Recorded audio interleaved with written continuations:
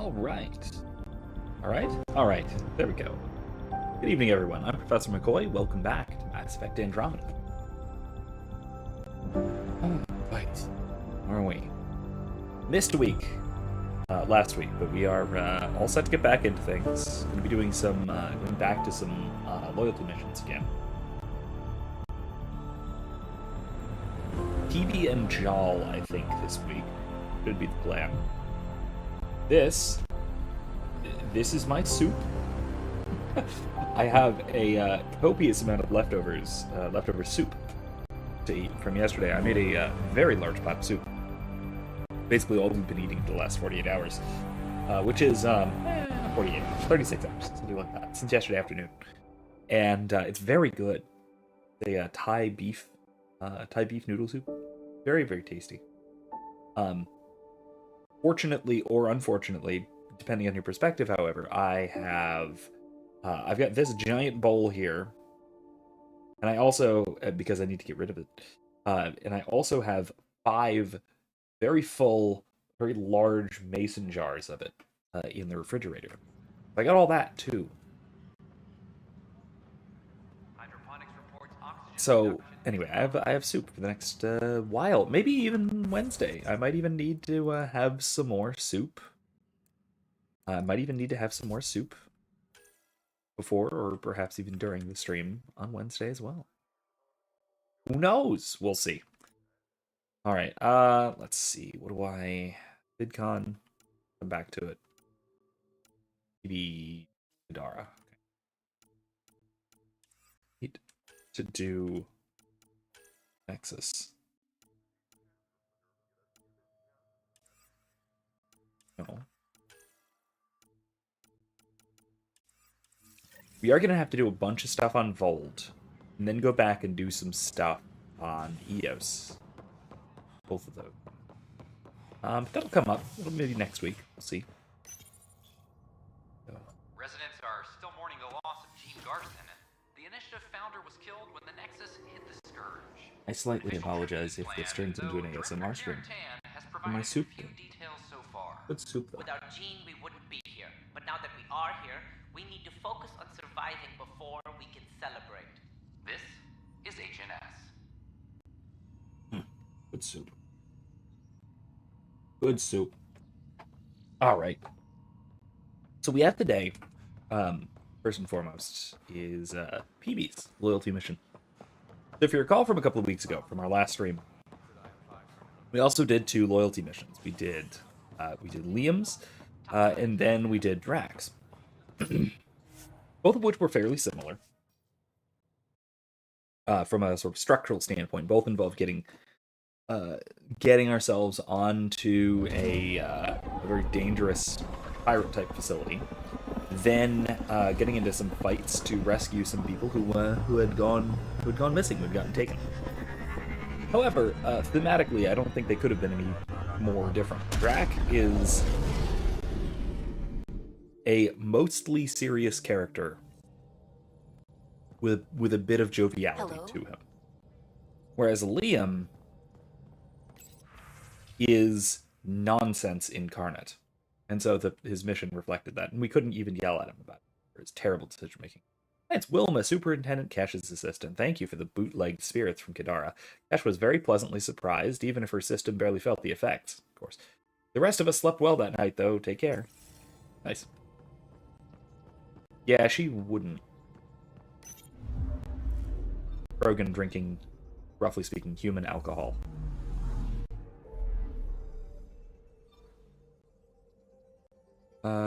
Okay. Kadara. Yeah, we gotta meet PB, and we gotta beat Drac in Krell's song. Drac to wrap things up, PB to get things going.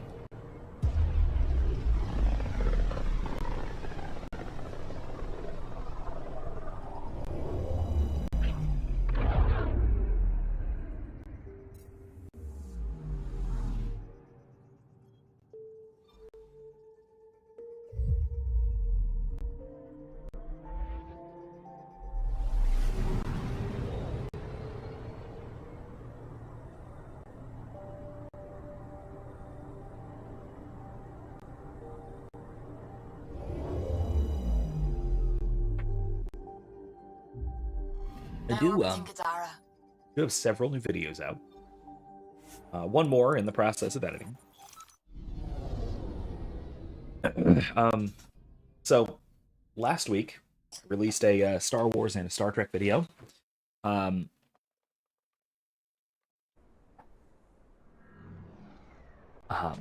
One on the Star Trek's Prime Directive and some of its sort of in-universe origins, looking to Enterprise.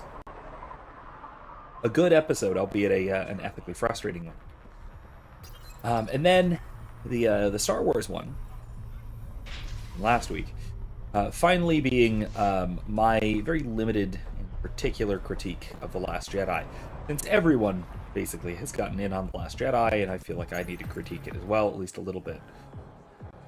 There it is. In this case in particular, it's about traditionalism as applies to the Jedi. Oh boy. Did he... Some idiot who got talked into a headbutting contest with me by his buddies. Some buddies? Bad decision. Hey! You! Not in my bar. I know you. Nexus. Your people hurt my friends. Now, we're gonna hurt you. Looks like someone wants a fight. You up for it, Ryder? You know what? Sure. Why not? Let's go for it. You know I am. You start this, I'm gonna finish it. Yeah? You and what army? I don't need an army. I've got a Krogan.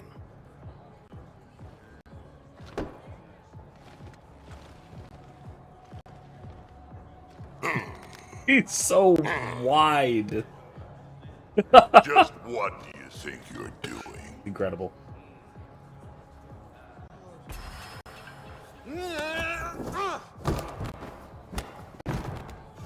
Oh, Carl's gonna be mad.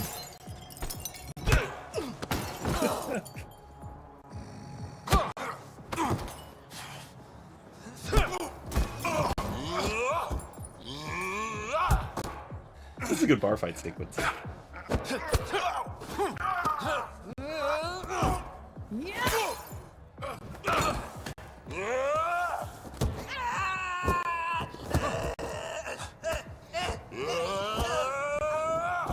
Salarian is a scrappy little bastard.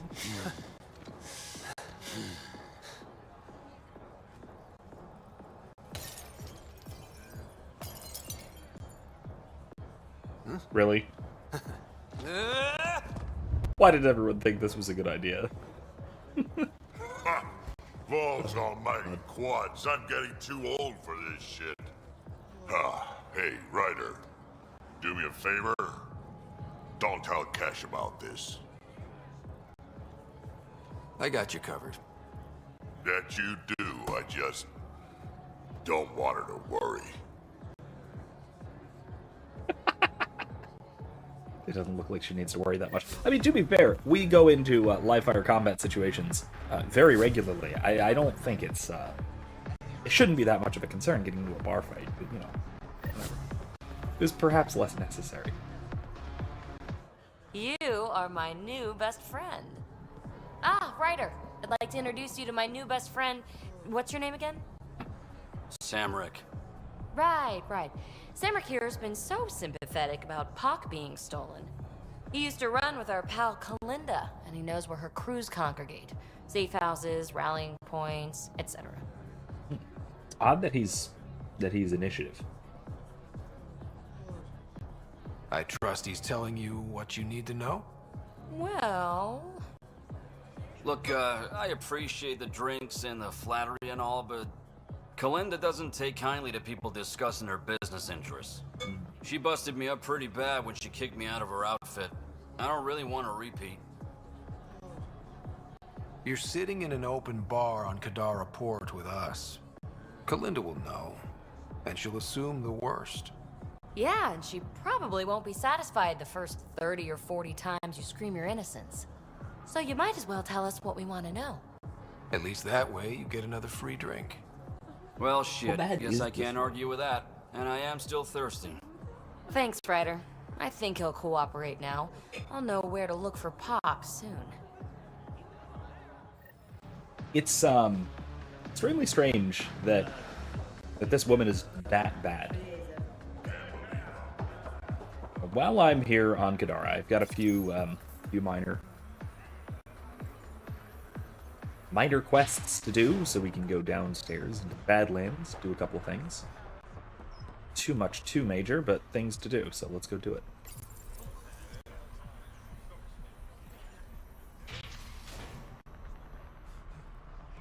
Yeah, she Belinda seems awfully connected to the initiative to be that horrendous, but I guess. All right. Let's let's keep track. It's fine. Yeah, it's fine. He's actually one of the few squad mates who's actually useful in combat.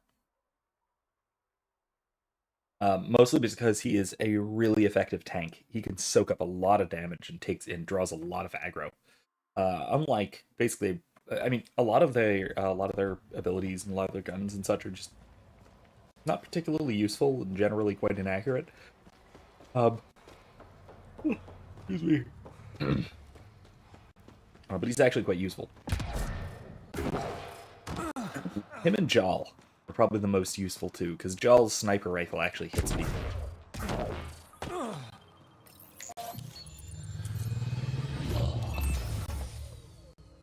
And let's see, where do we need to go?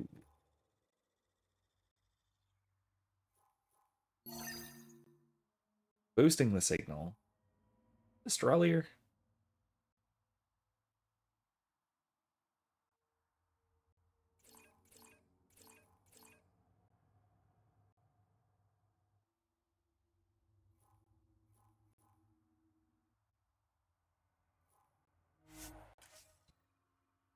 There's a quest to go to Dralier, to the last known location of the surveyors, I think it was, mineral surveyors. But then there's like no information on it. So I don't know. What do you want me to do? How does it feel to have your botanist back? Not as much fun as chasing down the pricks who took him. But that kid's where my people need to end up. The old ways are worn out. Not all of them.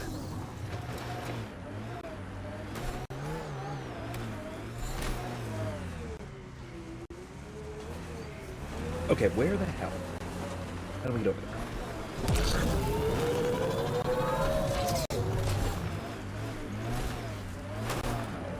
Not this one. No, not this way either. Unless that. Yes. Okay. Pathfinder, this area can be mined for resources. Okay. Thanks, Sam. You can extract minerals via your mining interface.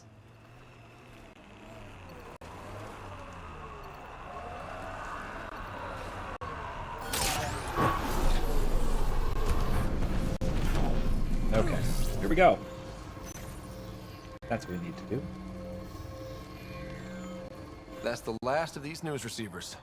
Let's go tell Davis. Go do that. First...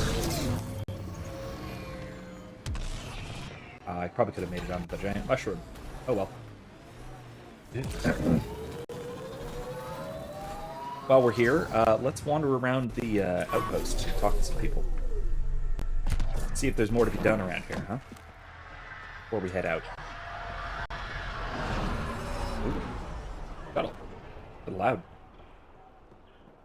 Quite a shuttle landing. Right.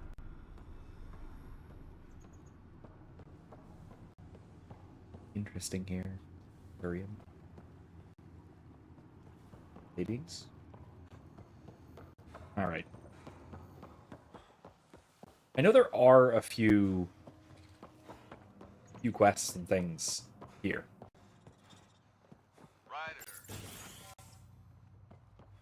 Colonist. I heard about those cat. Yeah, they suck. Here's a sight. Hi, Christmas. Well, if it isn't the Pathfinder, welcome to Outpost Detaeon. Christmas State of Mining Company 7, at your service. Christmas? That a nickname? Afraid not. My old lady, Holiday Tate, had a sense of humor. It's certainly a conversation starter. Things going well? No one's been shot in the back, which is more than I expected. You have doubts about the collective? I don't like making deals with people flightier than ghosts. I'm an honest man who likes working with honest people. That's the kind of influence Kadara needs. Glad to hear you think so, Pathfinder. Anything else to report? Well, there's this cult. A cult? Seriously? They're harmless, but the thing they worship, that's what worries me. Some kind of massive machine. They call it Old Skinner. Could be nothing, Architect, but I their bet. leader, Bishop, went to pay tribute and hasn't come back. I'll check it out. Better safe than sorry. Appreciate it. Okay. You said you're with Mining Company 7? Best damn EZO miners on Mars, until the ground dried up. Putting your skills to use on Kadara? You made the water potable, but there's still plenty of sulfur in the bedrock. The director wants to use the stuff to make fertilizer. Carter can tell you more. Just, don't sneak up on her. Detaeon. Interesting name. Does it mean something? It's an inside joke among the company. Detaeon is a temp name we pitched for our outpost block. It's actually an acronym. Stands for Deploy in the Ass End of Nowhere. Like that. You look like you've been around the block. That's one way of saying I'm old. That wasn't... Hey, at 61, I've come to terms with my age. I'm the oldest of the outpost leaders, but I'm also the toughest. I didn't come to Andromeda to die. He's not that old. The opposite, actually. He also doesn't look that old either. Not that old in the context of a human species that can live to like 120 easily, which is the state of things. Exiles giving you any trouble? We've actually taken a few on, of the non-outcast and collective variety. The uprising was ugly business. A lot of normal people got caught up in it. Glad we can provide a second chance. All right, Thanks well, for we the got a cult update, to deal Christmas. with, but Anytime. let's track it for now. Should be manageable before we head out. Head off work. Whoop. Missed it. And let's see what else.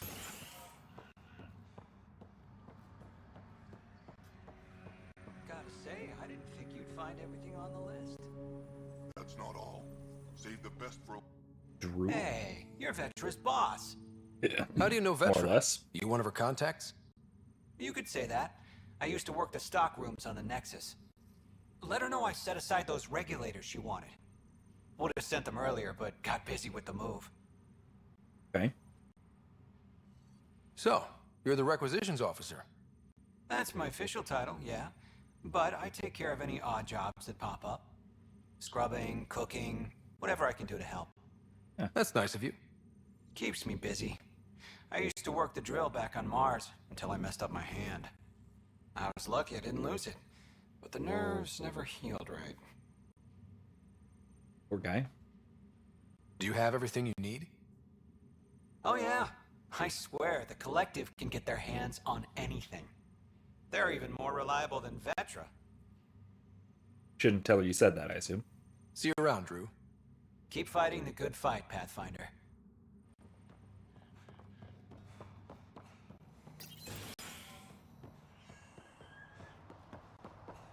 Huh. We're hanging out on the roof.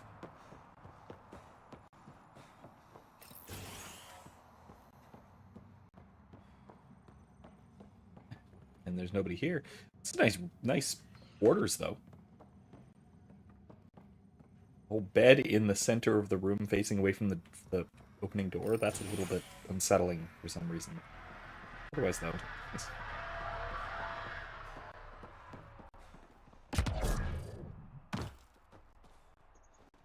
Actor? I'd love to. It's room kind of thing. Twins. I assume. It's over there. This building. Gotta be way in here, right? Yeah.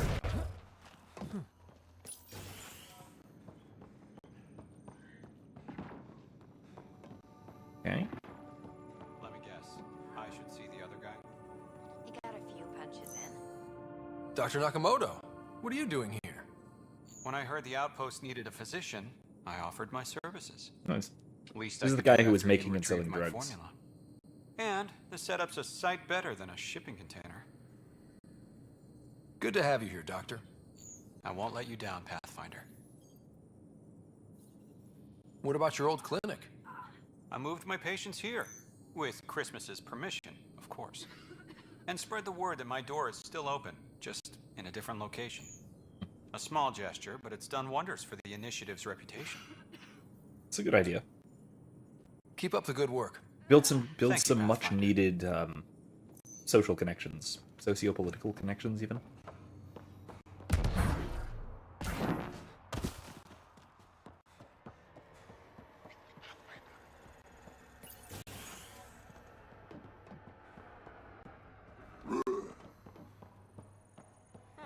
Good thing we have a doctor.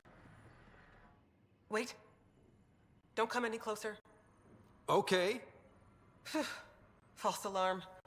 Thought there might be some acid splash. You're sure it's safe? Absolutely. Wouldn't say otherwise. Nessie Carter, science officer for Outpost Ateon. I mean, I got barriers You up must here. be the It should be Pathfinder. okay. What are you working on? A hyperpotent phosphate fertilizer using Kadara's natural abundance of sulfuric acid. Hyper-potent. That's good, right? Absolutely. My work will be essential in providing nutrients for gardens across Helios. When we have gardens, which we will because of you. That'll significantly help EOS, definitely. EOS, the biggest problem at this point seems to be the nutrient-poor sandy soil, and so something like this could be pretty helpful. Were you also a part of Mining Company 7? Yes. Well, no, I wasn't a miner, but I worked with Christmas and the others. They're my family. You came to Helios to be with them? I know it's silly, since I'll outlive them. Statistically speaking, anyway. But I just couldn't let them go on such an adventure without me. See you around, Carter. Yep, bye, Pathfinder. Yeah, statistically speaking, that's actually a good point. That yes, Asari's natural lifespan is substantially longer than humans and others. But that doesn't necessarily mean that they will live longer. Things happen, especially in a place like this. The Pathfinder's here. And now I'm leaving.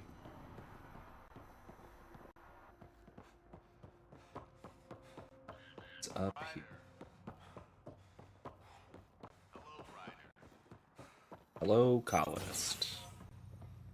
Wonder if we could try a wider angle. Riff. Riff, Pathfinder's making the rounds. If you can step away from your rock collection for... They're drill core samples. Not a rock. Oh, he's here. Pathfinder. Name's Focused Riff. on your work. Mining engineer for Outpost Ateon. Christmas giving you a hard time? Always. But that's just his way. I don't mind. All right. What do you think of Kadara? Mineral-wise, she's a gold mine. Carter is already putting Kadara's resources to practical use. What about people-wise? Oh, I'm not really a people person. But the collective seem alright. They certainly know the area. Well, that's something to say about them that's positive, I suppose. What exactly does a mining engineer do? Oh, we're involved in every step of the mining process. Christmas is a good guy, a good miner, but he needs me to help decide where to drill. And when to stop. Good chatting with you, Riff. Anytime, Pathfinder. I'm now thinking of them just hitting a remnant architect as if it were a Balrog. Digging too greedily and too deep, all that. Okay, oh, wow, alright, that's an irritating distance, but fine.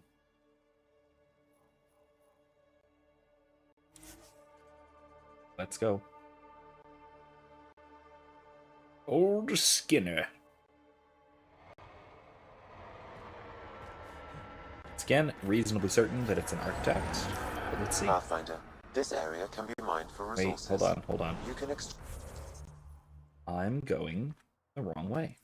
extract minerals via your mining interface. Don't shoot me, please. Know you're gonna. Yep, knew it. Knew you were gonna.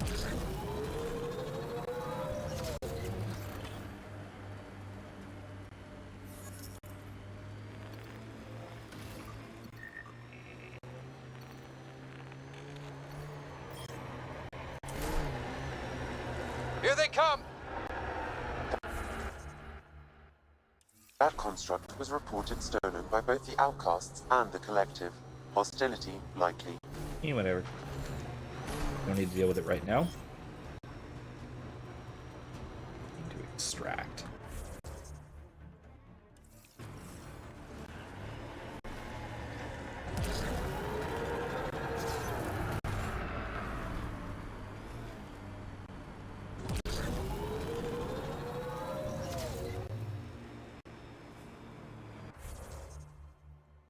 Foul.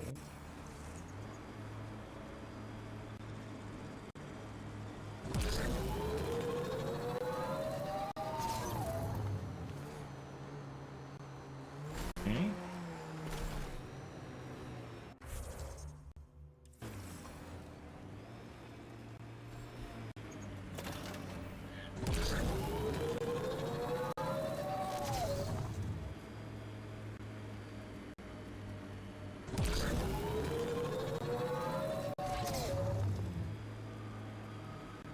If you haven't seen my my latest video, just came out a few hours ago. First of all, I recommend it. It was a fun one to make.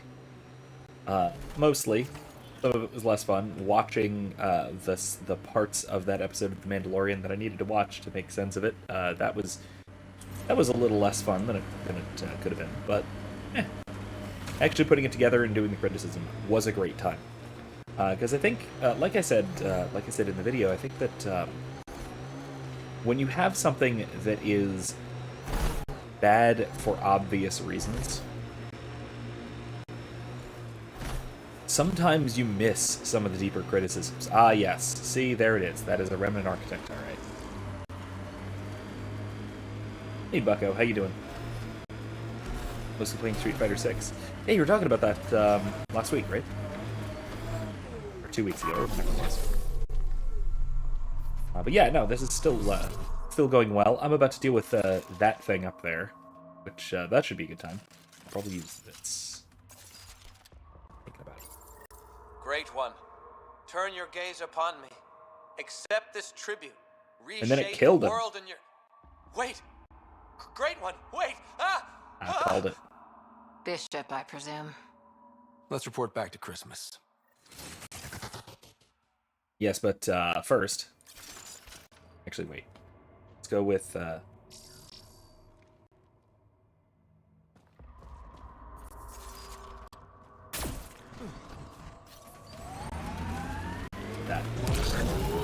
Get over there.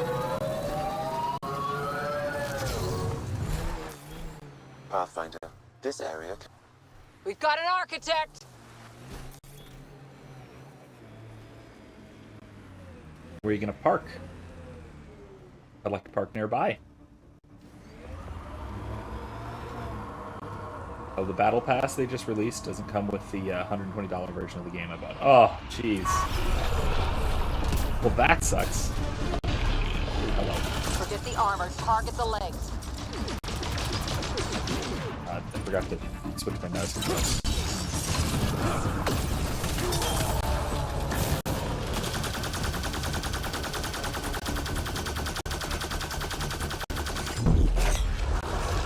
There we go. Go for the head.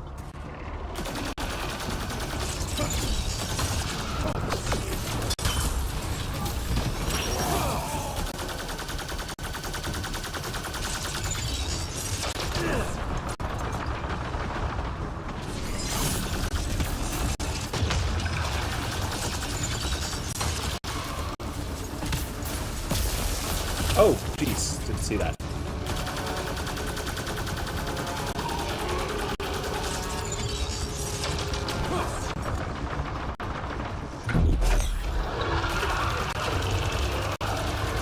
Hit the head. It's open.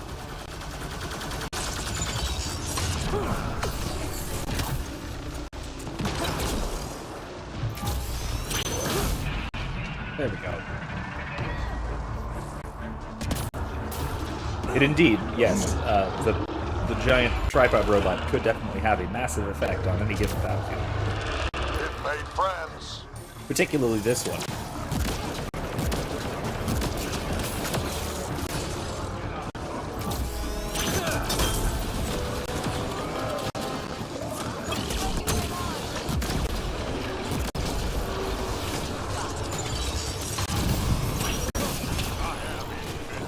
Legs are weak.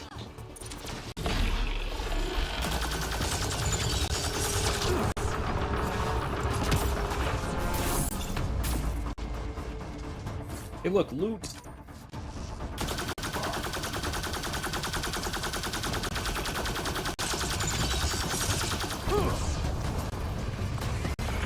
Oh, don't want that.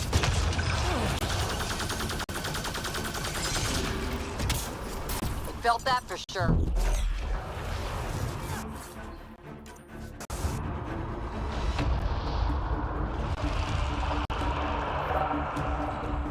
Yeah, it is seldom, and it is a nice feeling when you definitely got suckered into buying something like that, but you're still not dissatisfied by it. Like in your case with Free Fire. Pathfinder, this area can be mined for resources. Like, that's how you know something is really good, when you still got sort of tricked into doing something because of incomplete information, but the information you did have was good enough to make it worthwhile, you know? Jeez.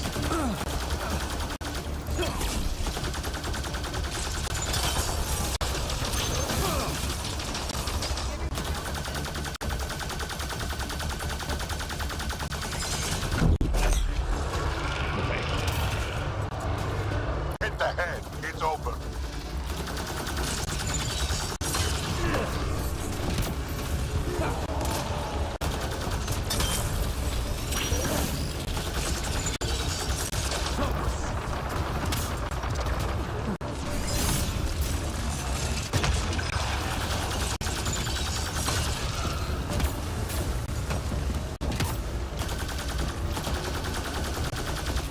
Hitting me. Oh.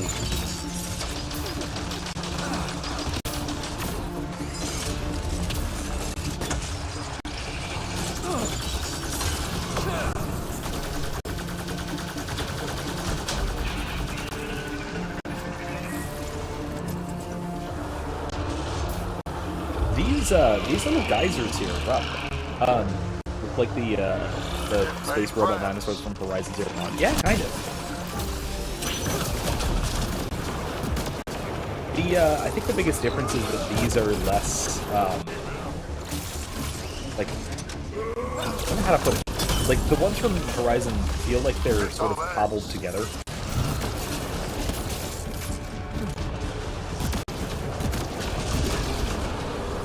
Whereas these sort of feel like they're fully intact, raring to go kind of thing, you know? I'm being a little vague with all this, because it's sort of more based on more based on feeling than careful observation.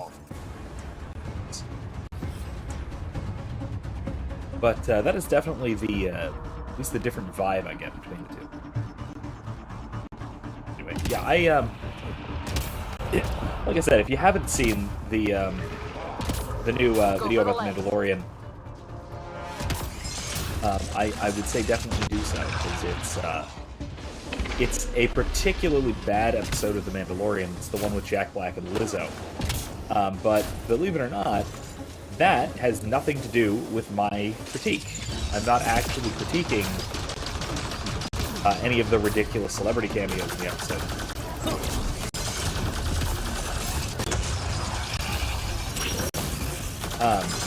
I'm entirely concerned with the political economy depicted in the episode. There we go. Really close. That was very risky. Hit the head. It's open.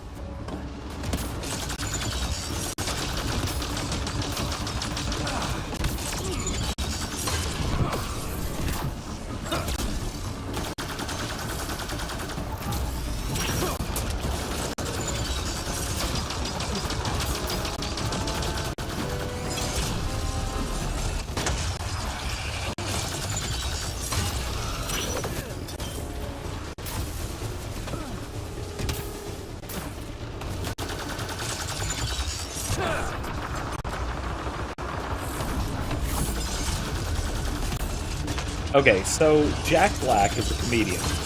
Funny dude. Is a good actor, but he cannot be taken seriously in any context. And so that's a problem, like, for an episode of Star Wars that is supposed to be taken fairly seriously. Made some friends.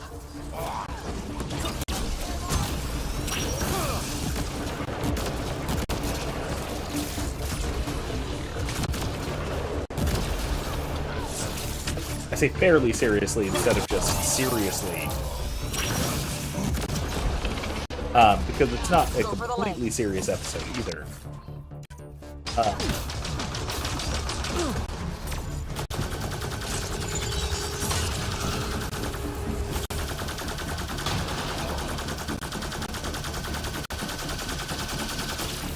Oh, jeez.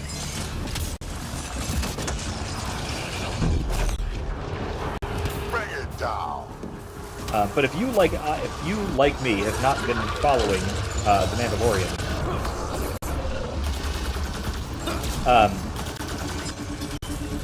then yeah, the actual plot of this episode will be somewhat mystifying as to why they're doing it.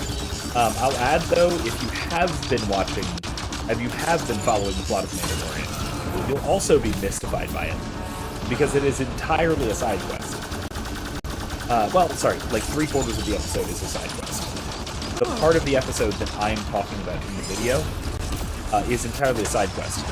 Basically, they go to this planet where there's a bunch of allies that they have to pick up, a bunch of other Mandalorians, and, almost got it.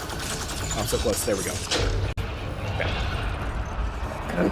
A bunch of other Mandalorians that they need to pick up, that they need help from, and they basically just get redirected by space traffic control to land at the big, like, Epcot-esque sci-fi city. And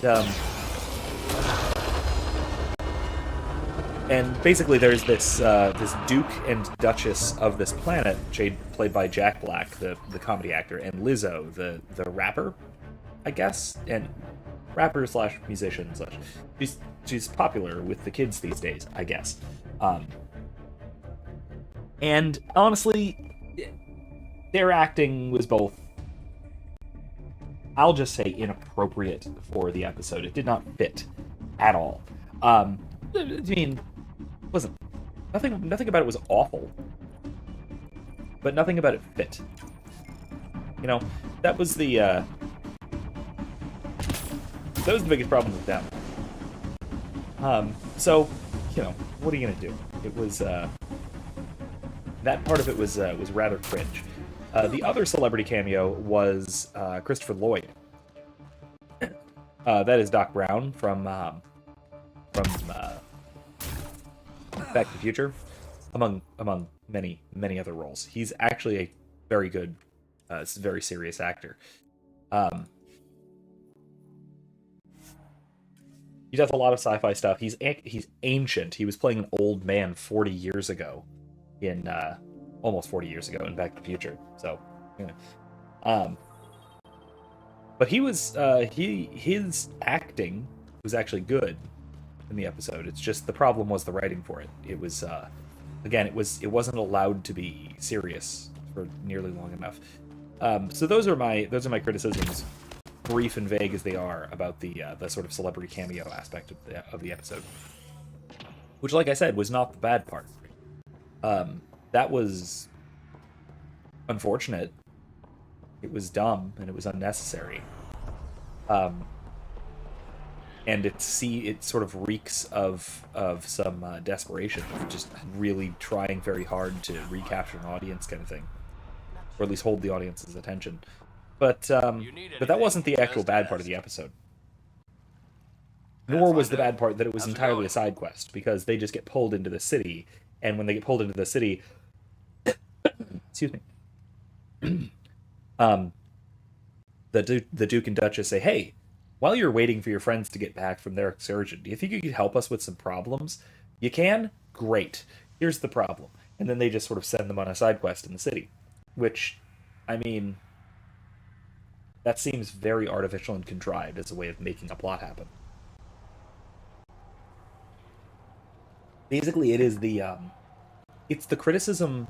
It's honestly the criticism that The Mandalorian has always been susceptible to, that it's very video gamey in its plot structure.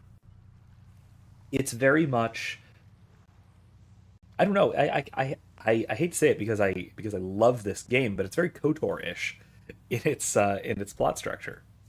At least in its day-to-day, like, it's sort of your average given episode plot structure, where you go to a new place, there is somebody who has a little quest marker above their head, you talk to them, and then they tell you what to do.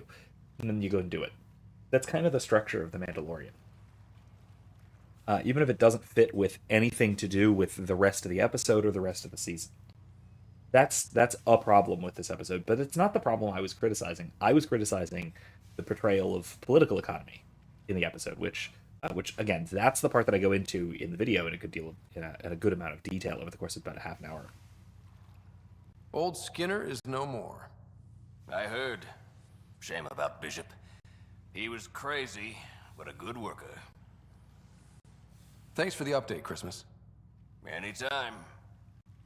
All right, so how did I do explaining some references, or did you want me to go into more detail about anything from the video, or anything about things like public choice theory, which is the sort of the socioeconomic, political economic, I guess I should say, lens through which I analyzed this episode, its crisis and its society.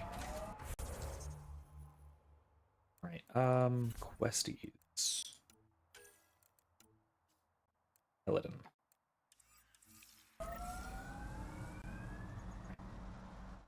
Back to the Tempest.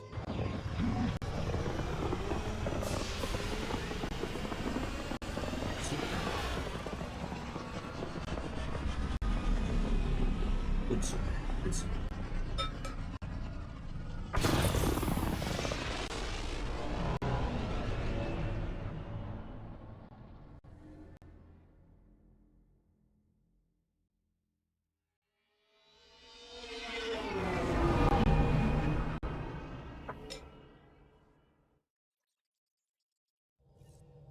wouldn't necessarily ordinarily eat on stream, not so much at least.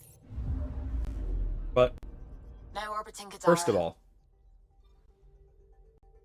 very good soup. Tracking a remnant architect. But then second of all, like I mentioned earlier, the fridge is basically full, and I need to eat this stuff. I've got, like I said, I've got like 5 full, large mason jars full of the soup in the fridge. Good soup. Tell you what I'll do. I'm gonna write this down so I don't forget. But I'm gonna put the soup recipe in the description, or a link to the soup recipe in the description. Adding a couple of the minor changes that I make.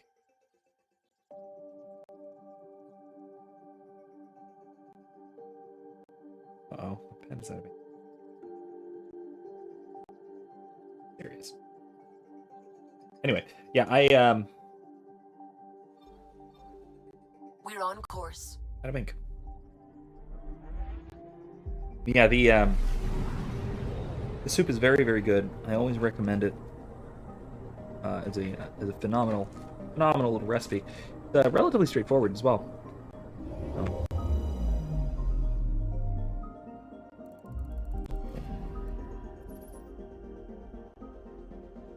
There we go.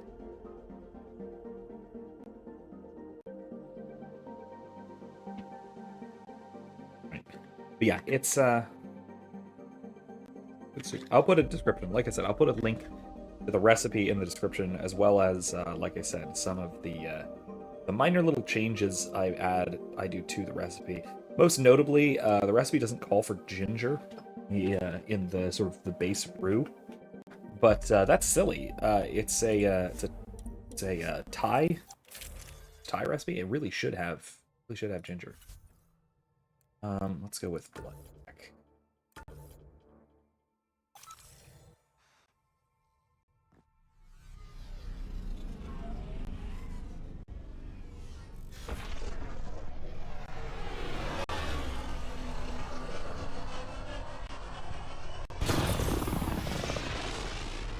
But yeah, it's the like I said, the other parts of the video, the parts that I actually focus on, are using what's called public choice theory to analyze the society, this sort of Epcot, like almost post-scarcity sci-fi society that's presented in the episode, because it's presented as what would be called a digital direct democracy.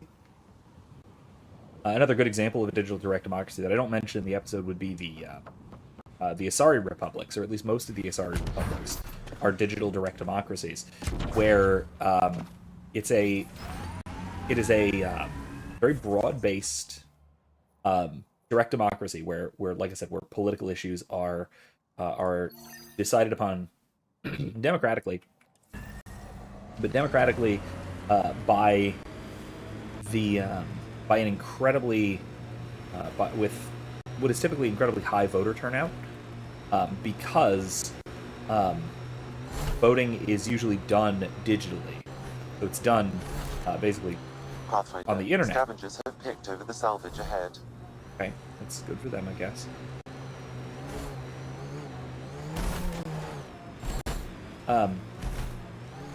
Yeah, it's and because of this, Go around. I know. Because of this, because it is so,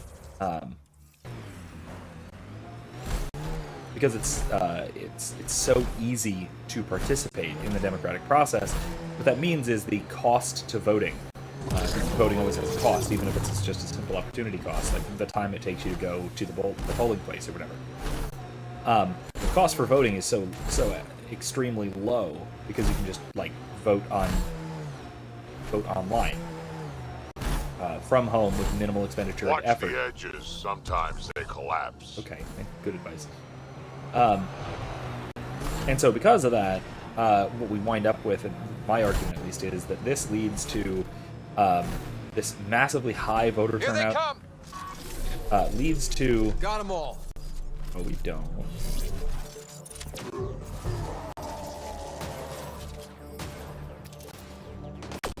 Leads to very low information voters.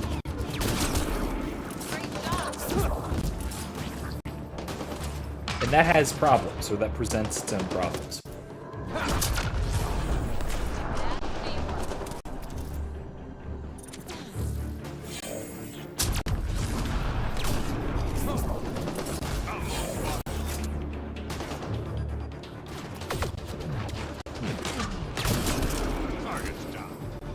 Anybody else?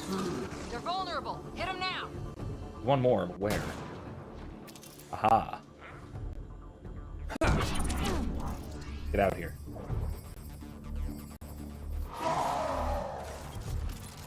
That didn't work. How didn't that work? Oh! That was amazing. Oh, that was spectacular. All right. Lord. Anyway, like I was saying, because of this, that has certain effects on how this very large mass of low information voters are going to vote, right? What the results are going to be, and how that electorate can be influenced. And basically, I just go through and I examine this from the perspective of the voters as rational economic actors. And basically come to the conclusion that the episode is wrong about what the Deimos would decide. So basically, the outline of the situation is that the entire society relies upon droid labor. They have recommissioned old separatist battle droids that they're using for labor. To basically just to have their society function as the replacement for both capital and labor in their economy. And because of this, because the droids are the basis of their economy, there's this problem they're encountering where these droids are every once in a while glitching out and going haywire and causing all kinds of mayhem and destruction. Now, to be fair, it's minor mayhem and destruction, primarily because this is a Disney Plus series, and they're not going to show somebody getting dismembered by a battle droid. Particularly not like a random civilian being dismembered by a battle droid.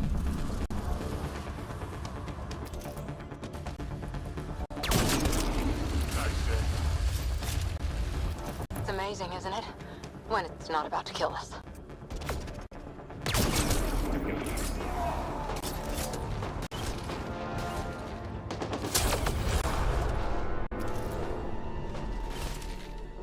Gamma? Pop.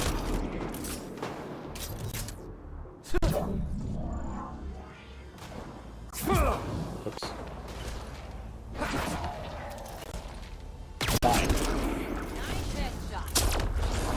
Any more? No.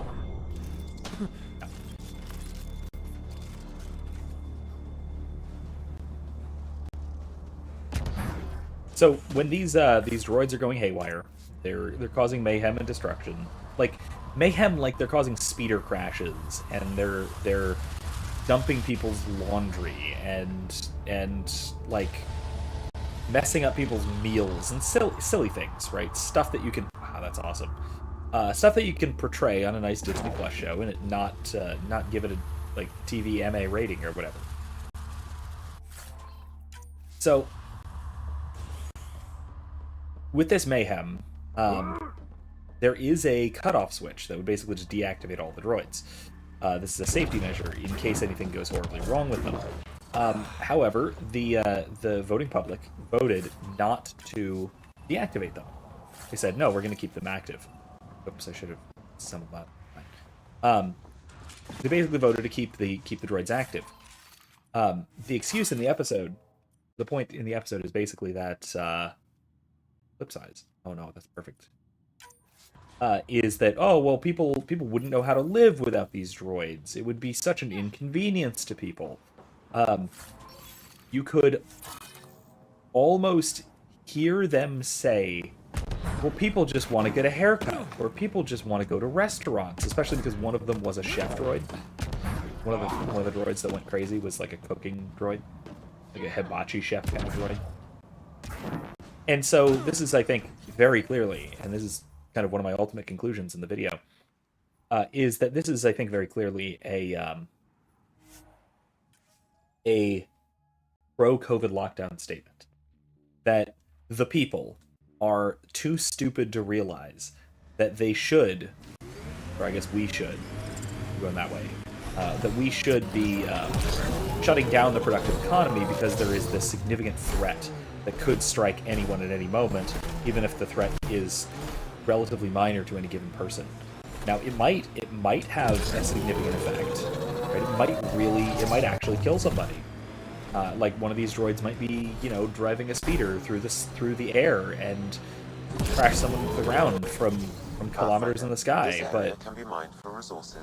But that's shockingly rare, and it hasn't happened on record so far, and so why should we all be all that concerned with it? Right? So it's, I think, very clearly one of these. Wow, the people are so stupid. Let's introduce ourselves. They won't even do the smart thing, and this is leading to the entire crisis of the episode, which is trying to solve this problem without deactivating all the droids.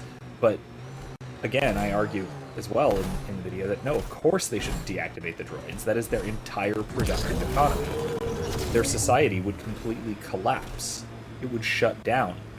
And it would be perfectly reasonable for it to shut down because you'd be getting rid of the outlaws loose. Here they come. You'd be getting rid of their entire productive capacity.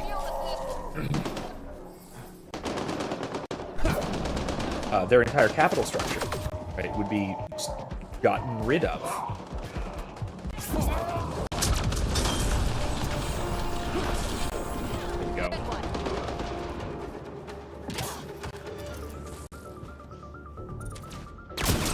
There we go. Nice. Any more? I think that's all.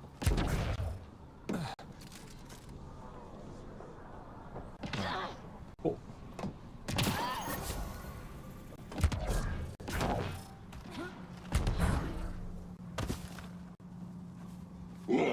Alright.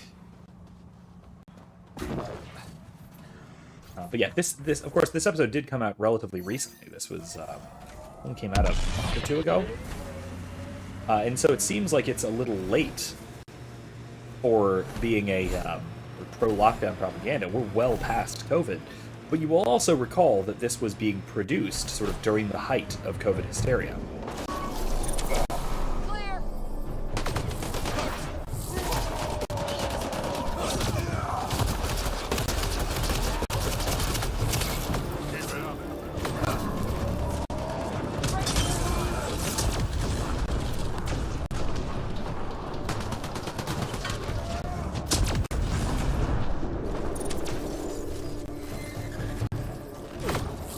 It was being produced in the height of COVID hysteria, and it's also worth noting that this was being produced by COVID hysterics.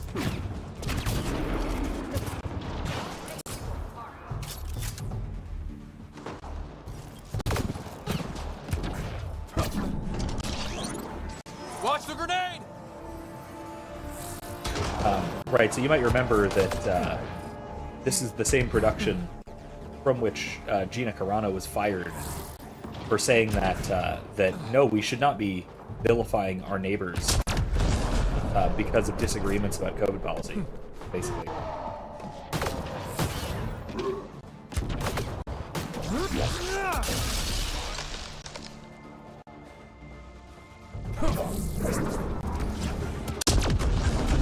In the world, someone is just like clipped through something. I'm gonna have to jog them loose.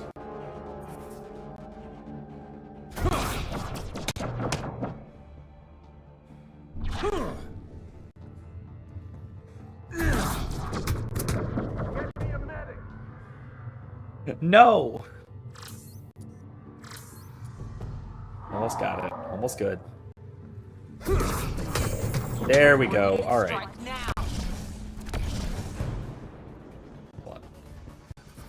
All of them, right? Everybody in this little facility. We're good. Yeah, no, this was, if you recall, this was the, this was made by, hysterics, like COVID hysterics, at the height of COVID mania. When a lot of people were holding the view that, no, we should not just completely cripple our entire productive economy because of a minor threat to a small segment of the population. So, yeah. But you'll notice that just like in real life, public choice theory would basically dictate, or nearly dictate, that the demos, the sort of the people, would almost certainly vote in favor of shutting down the world, would support this. Again, primarily out of fear, because it's easy to manipulate what are effectively low information voters with propaganda surrounding with propaganda having to do with fear. because the fear is of a particular nebulous sort. It's the kind of thing which could reasonably affect anyone.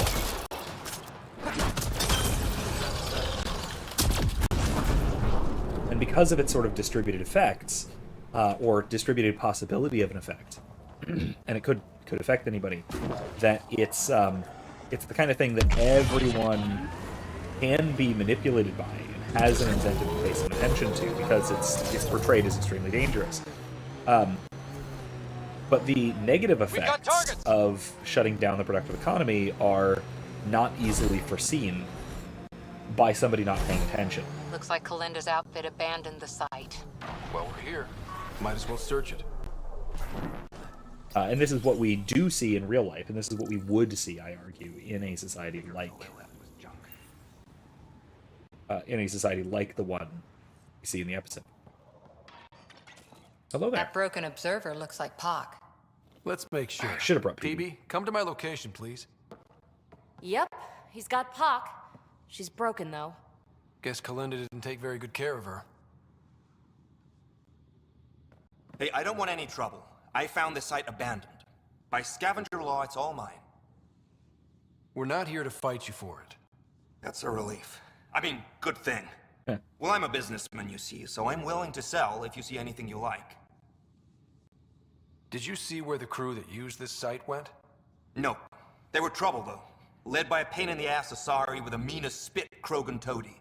They've been picking remnant sites clean all over. Never leave anything worthwhile behind. But, they screwed up and left some choice items here, though. You ever hear of an Asari named Kalinda Terev? That's the, pain-in-the-ass Asari I stupidly mentioned. Please don't tell her I called her that, or next time I see her, it's my ass. When are you gonna see her? Yeah? So you better do right by us. How much for that broken observer? What, this thing? Yeah, it may look trashed, but I assure you it's easy to fix right up. In fact, I could do it myself and make a killing, so no discounts. Right. This guy's gonna put her back together. Let's get down to business. Okay, look, what do you think is fair for the observer? Take this, and consider yourself lucky. Yep, that'll do. Pleasure doing business with you. I'll get her to the Tempest and put her together. Yeah, it's great working. Thank It's you, great Ryder. doing business with a Maybe coward. This Kalinda nightmare is over. Don't start going naive on me, PB. Yeah. Regardless, I can upgrade my remnant scanner now. Come see me back at the ship. Okay. Pleasure doing business with you.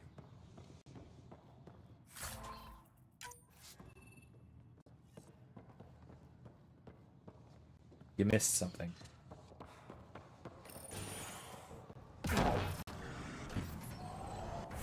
Alright, anything else we gotta do here? I don't think so. No, we'll skedaddle.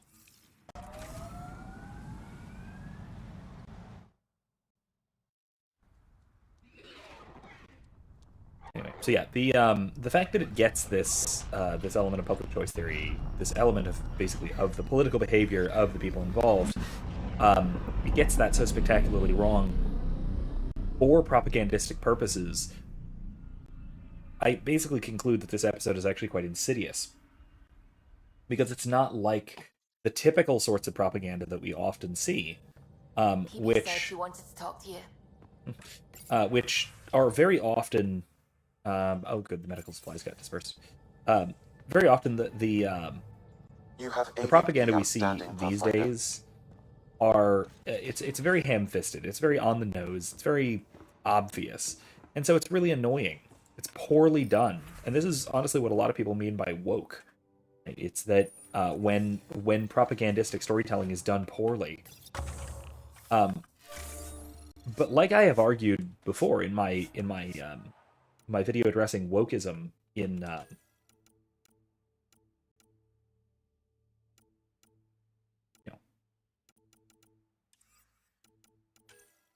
in my video addressing wokeism, I basically argue that, special forces X.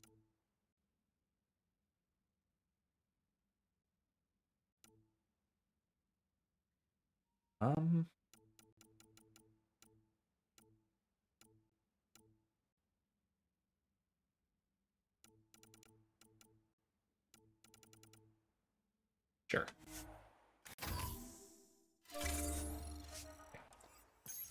Anyway, yeah, it's I argue that this sort of thing is actually worse.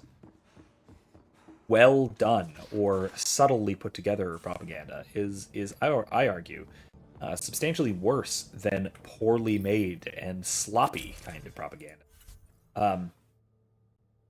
Because if it's poorly made and if it's sloppy, it's not actually going to convince anybody. If it's stupid and ham-fisted, then it's stupid, right? Nobody's going to take it seriously, like we all have been, right? We've mostly been just making fun of all of the woke stuff more than anything else, and because we've been making fun of it, it loses all of its propagandistic power.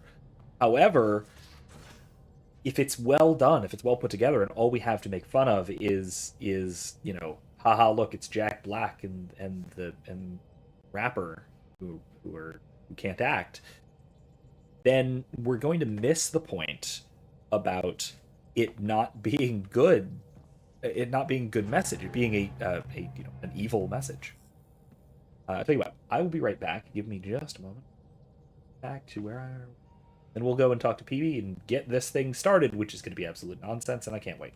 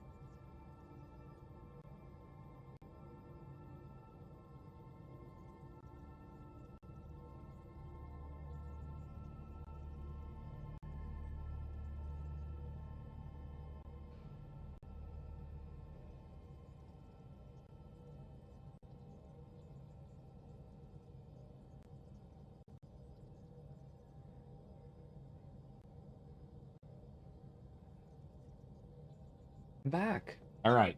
Let's go talk to PB and let's start this nonsense. Let's see. Okay.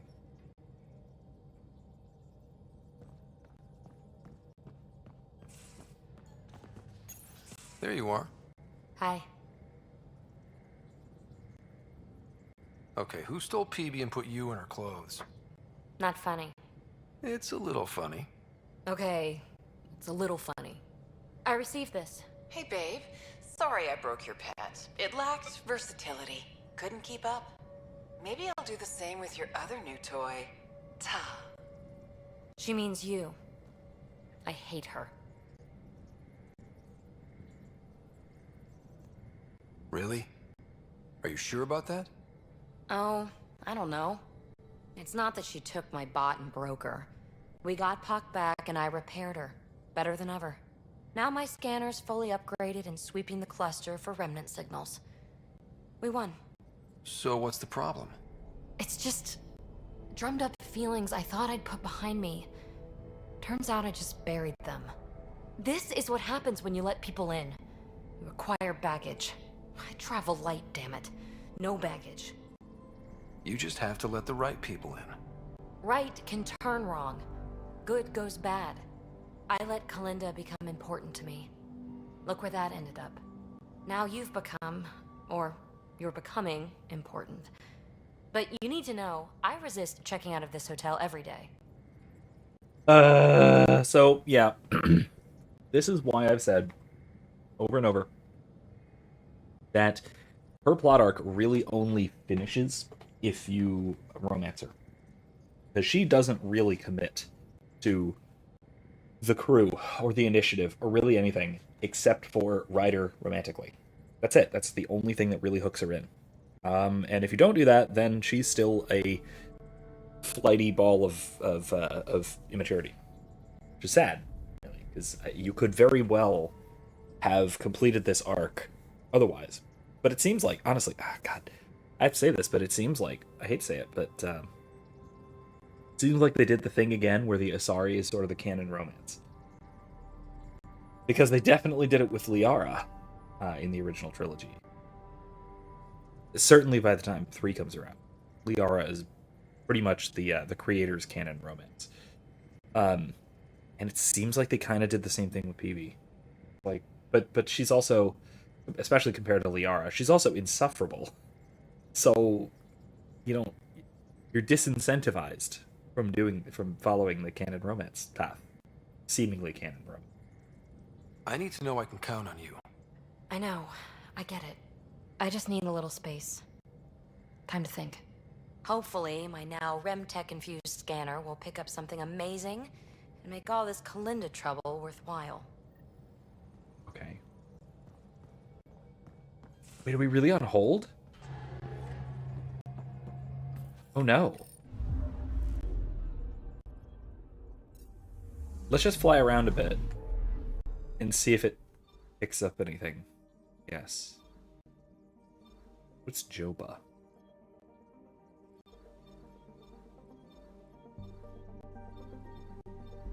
What's this? Is this planet?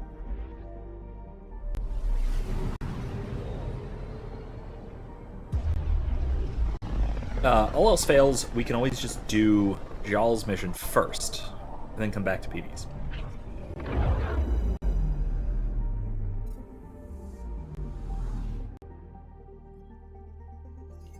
Anomaly detected. Oh. I went to the wrong place. Whoops. Okay. Cool planet. Primitive ocean life thrives in this world, but ubiquitous maelstroms constantly batter the surface. Colonization is possible. It will be a long and difficult task. Cool. I really like it. Cool looking planet, certainly. Probes launched. Anomaly found. Very cool looking planet. The kind of planet that I would definitely land on if this were No Man's Sky.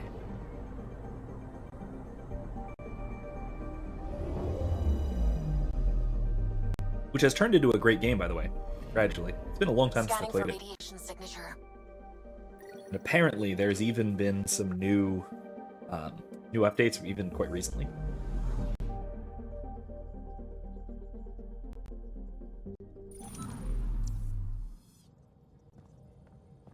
Alright, no PB updates. Darn, on hold.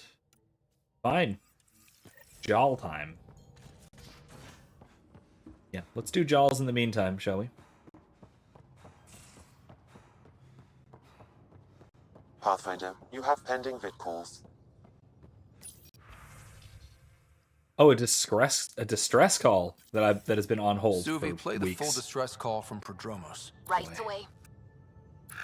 This is the Initiative Outpost Prodromos on Eos. We're in need of assistance. Tempest, this one is for you. We've got hostiles inbound.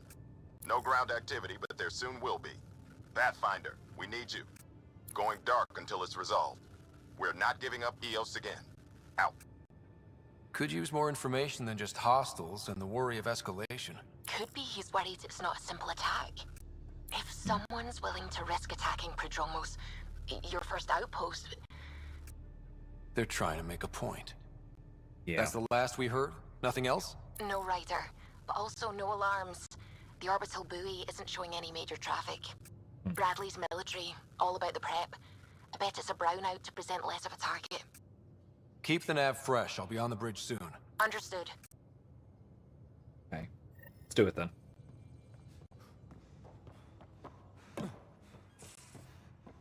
Forgot about this part. So we might... Oh my gosh. Are we not going to get to Phoebe and Jal's loyalty missions tonight? The actual missions? We might not. Oh my. I lied with the thumbnail. I mean, I didn't lie. She does, in fact, have no thoughts. Her head is empty, but... But we might actually not get to that part. We'll see. We still got like an hour and 45 minutes. Should be. We'll see. We'll probably get there. Pythias, the distress from Prodromos is repeating. We need a closer look. Yep. I hear that.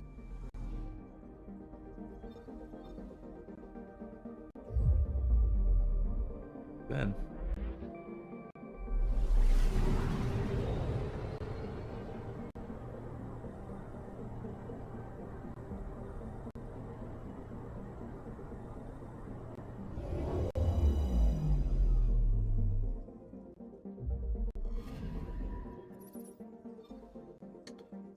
Alright, yeah, let's just land. Gotta. We'll take Jal.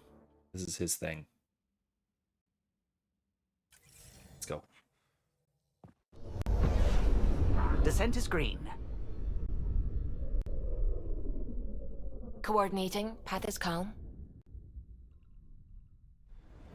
No noticeable problems on the way in.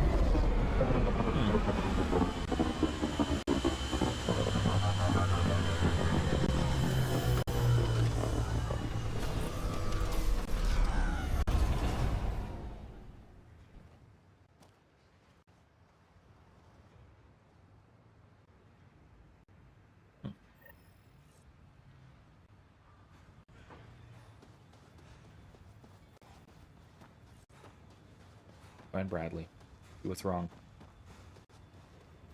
I mean, we did just see him. Sorry to keep you in the the dark, Liam's thing. Pathfinder, but there are eyes on this planet. We didn't see much traffic from orbit. It's there.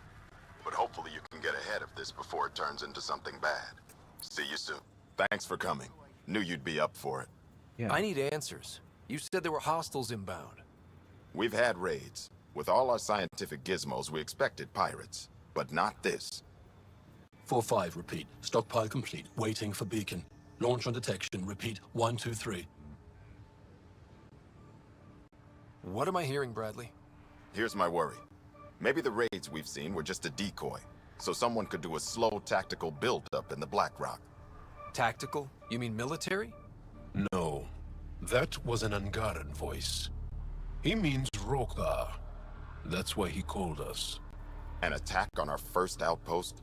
Can you imagine how the Nexus would react? Exactly the response Axul wants. I'm sure we can check it out without drawing too much attention. You're the person for the job. I hope I'm wrong, Pathfinder. I didn't want to bring this kind of thinking to Andromeda. Head to Black Rock Tand. I'll transmit the nav point for the signal.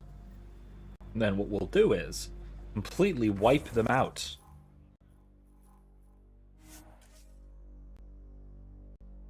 Conveniently, we've already explored the entire map. Makes things easier. Almost at Black Rock Tand. That is definitely a Rokar signal. Understood. Eyes open. Pathfinder, this area can be mined for resources. You can extract minerals via your mining interface.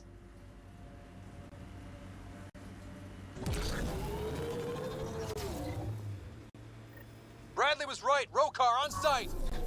Watch for reserves after the first assault. Understood.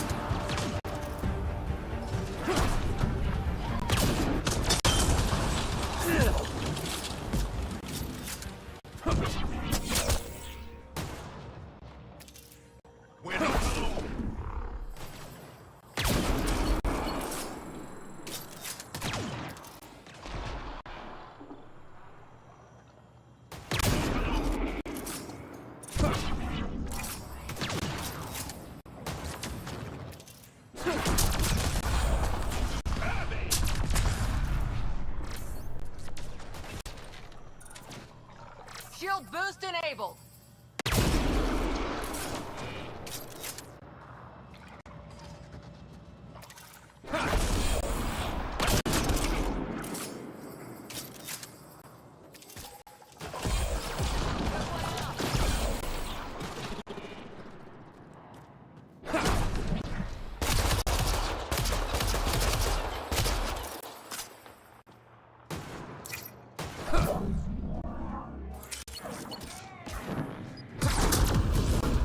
Y'all, are we clear? We're clear. And we still have Bradley's signal. Right. Let's see what they were protecting. This worries me. Roka are not pirates. No, I assume they are trying to take down the outpost.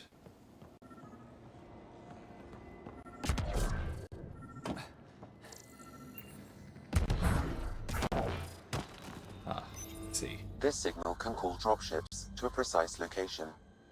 That's the Roka strategy. The scout would have placed the beacon in the center of Prodromos. Telling Axul exactly where to Ooh, boy. strike. That's not good. Bradley, Black Rock was a Rokar scout with a homing beacon. Shit. Glad you put an end to that. This job is half done. We need to ensure they don't come back. Not sure what you're asking, Pathfinder. We can't risk our first outpost. Not like the first two. Promise and resilience. What are you planning? We use their beacon. They want a target? Let's give them one. On our terms. Site 2 is still powered. You could broadcast from the old comm array. Bait and switch at Site 2. Let's go. Love it. All right, let's go. Think that's it?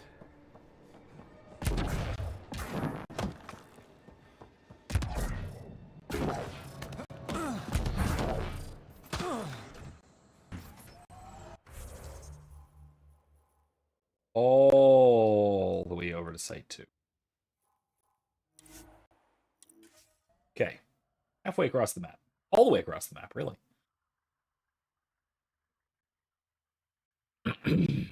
Right.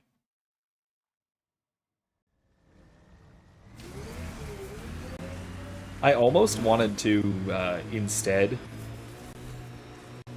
basically call them in on a cat location and have them drop in expecting initiative and have them hit Ket. Sam, you have a location for this Rokar beacon? Yes, Pathfinder. Site 2 communications array. Well, let's not keep Axul waiting.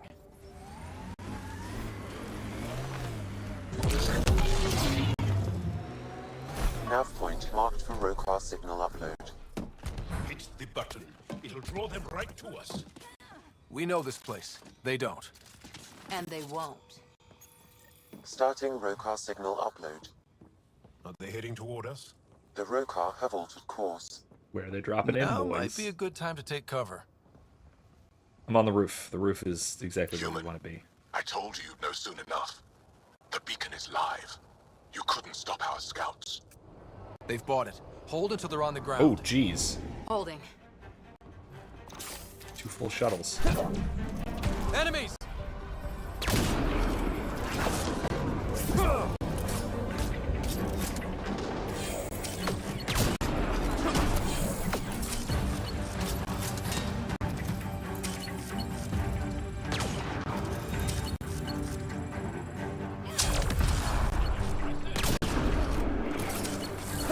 Bolstering all shields.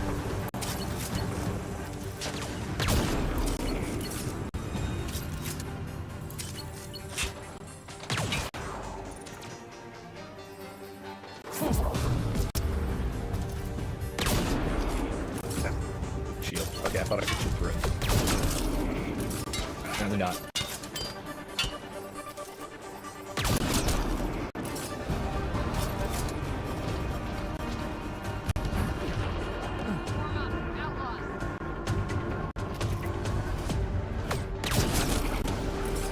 Another one down. Oh, there's a bunch more in. Okay.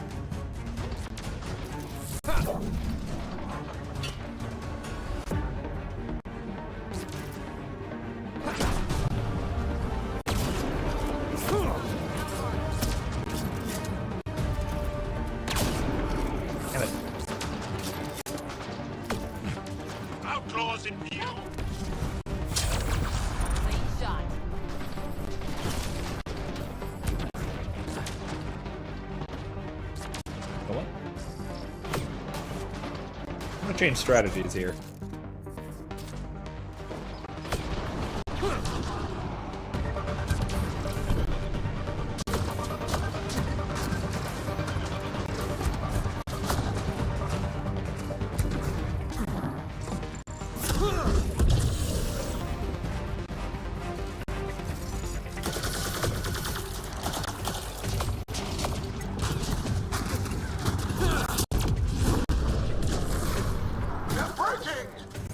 Keep up the pressure.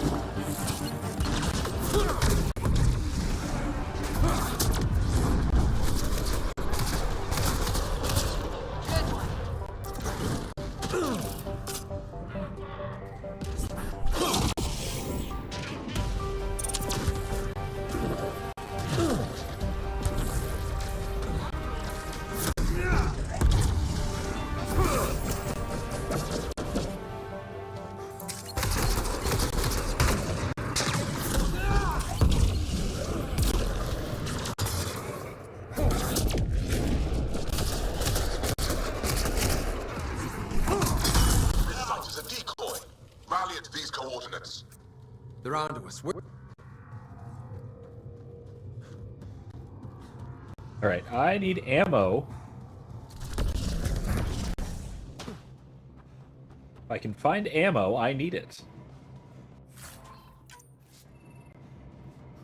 Otherwise, I'd just go back to Site 1 and maybe I'll just switch to my shotgun or something.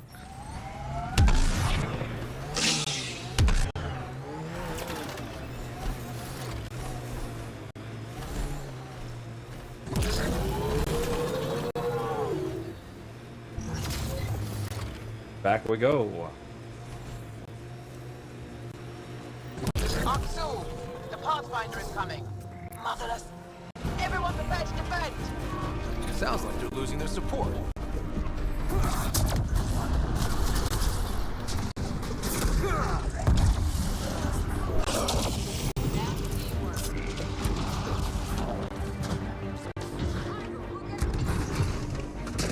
What?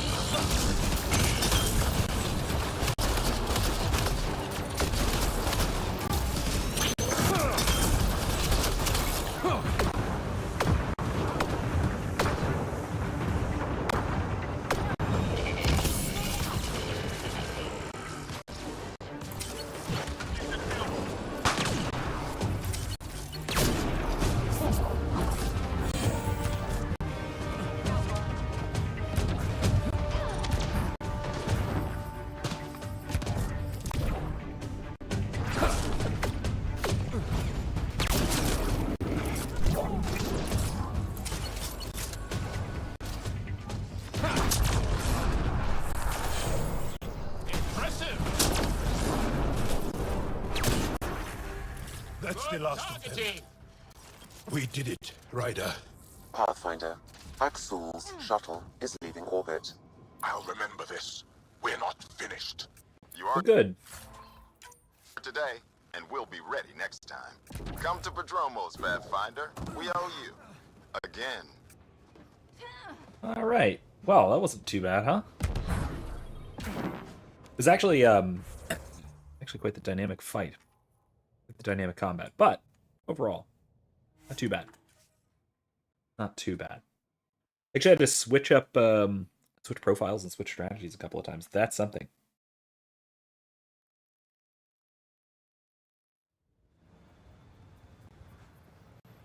All right, let's talk to Bradley.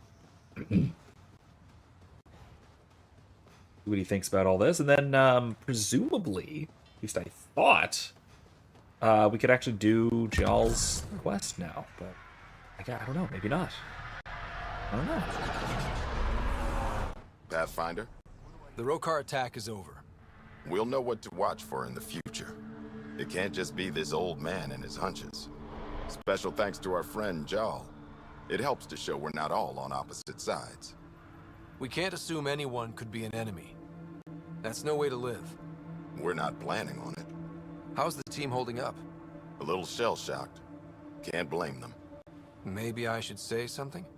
If you like.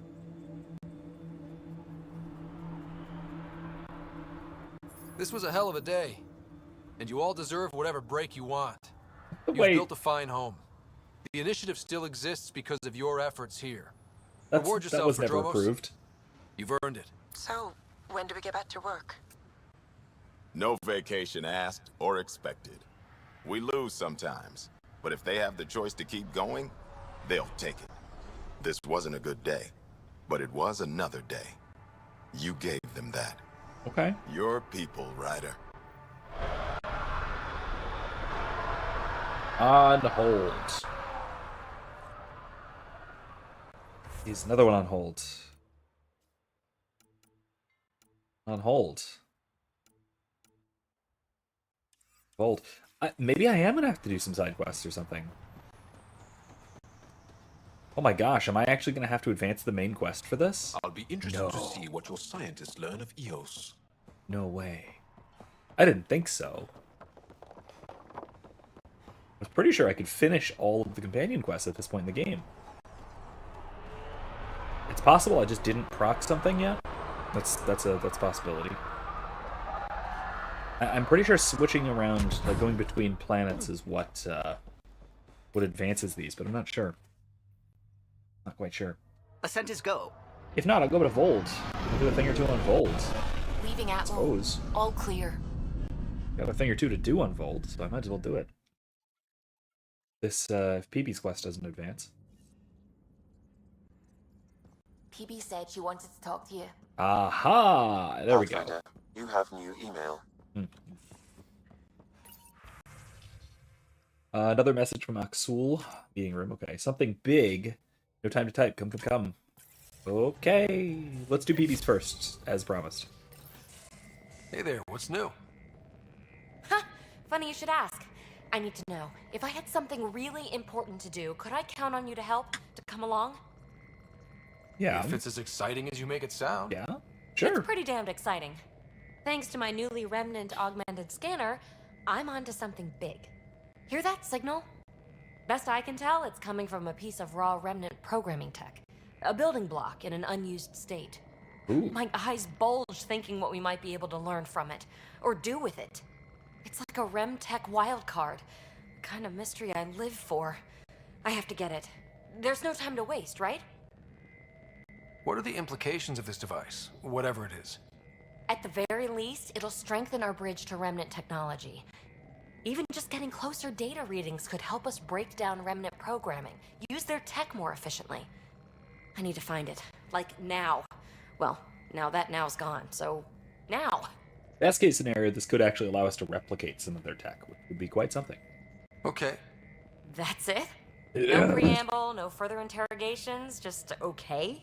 Well, I already You're did in? the further interrogations. I'm in. Yes! That your game means the world to me. Loading the coordinates into the galaxy map. Consider me primed and ready. Come back to Axul. Right now...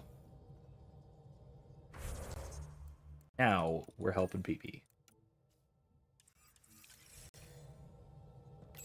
Then we'll come back and do Axul's thing, which, we'll see. We'll see how much time we got. We should have time to do both. Or, I mean, Jal's thing about Axul. Not that. That is way out in the middle of nowhere. Jeez. Alright, let's do it. It's on the edge of the cluster.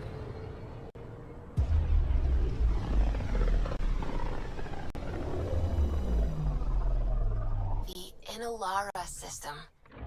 Was that someone's name, Jal? Inalara is a virtue. To know your map, your course, right down to the blood. It's a good name for the brink of the unknown. Cool. Probe away. I found something. Comment. Jim Dandy.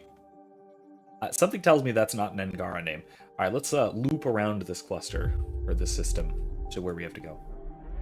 I say, that's quite an accretion disk for a star. This is a young system, I take it? Maybe. Fascinating.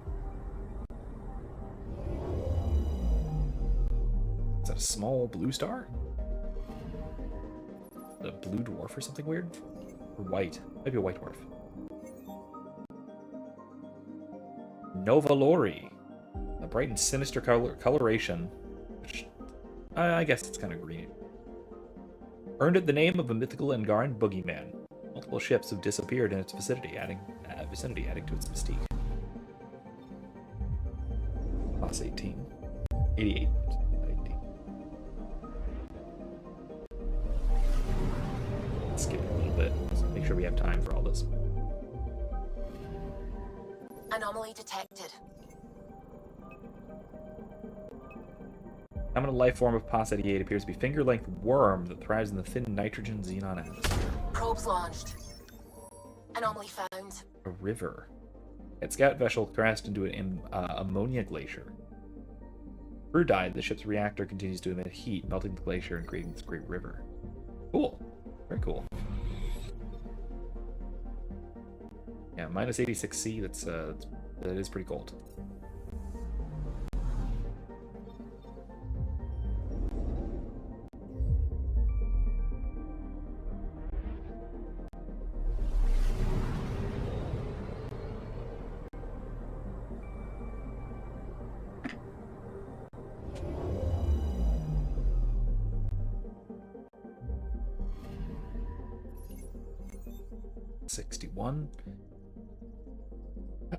Rock and nitrogen glaciers may contain buried oceans of liquid or frozen water. Okay. There's some interesting potential there. Jim Dandy.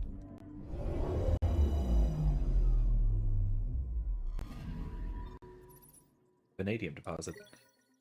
Unusual combination of elements, but they hold together reasonably well. Potentially difficult for a novice to know. Cool. I don't know who named it Jim Dandy, but I doubt it was the Angara. Like, cool. Cool nonetheless. What do we have here?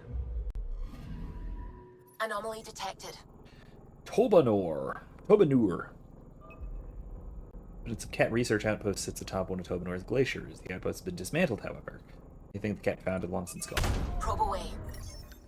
Satellite detected. Cat satellite by the look of it. That satellite appears to be monitoring the remains of the research outpost, easily disabled. Take it down! And finally, past 10.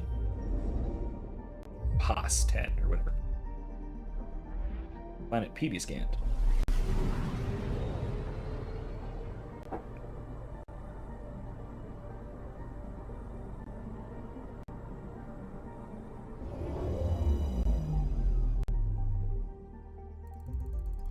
Ryder, signal source is near a volatile volcano. I don't see a clear place to land. Wow, PB's right.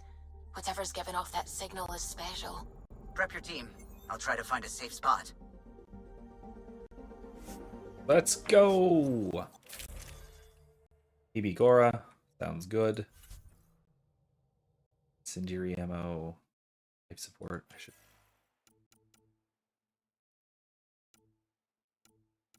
Need overdrive pack. Definitely keep the Cobra. The capacitor. Yeah, that'll work. Yeah. Where's PB? Probably somewhere she shouldn't be. Wake up, PB. Your mystery signal awaits. Right. Okay, yeah. Actually, could you come here, please? My place. Straight away? Callow. Hey, any luck finding a place to land? Nothing yet. Might take a while. Okay, PB, be right there. You grab her hands, I'll grab her feet. PB? Back here. I won't bite. What's this about? Callow won't find a safe place to land the Tempest.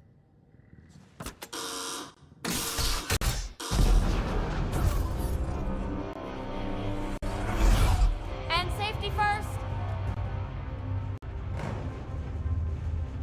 Safety first? You've got to be kidding! This crosses the line, PB. Maybe Callow can come get us. Somehow. There was no other choice. The Tempest can't go where we need to be, and you can't get there from the ground. This is the only way in. In? Where exactly are we going? What about out? PB, where are we going? It's not my fault the signal's coming from inside a volcano. And we should land on stable ground, assuming my subterranean scans are accurate, and the impact doesn't alter trajectory too severely. And tell me you have a plan for getting back to the Tempest. Is that a thing? We came all the way to another galaxy with no plan for getting back home. You can't live inside an active Brace for volcano. Wow, that is a... Okay. That is one heck of a landscape. So, are you mad, Ryder?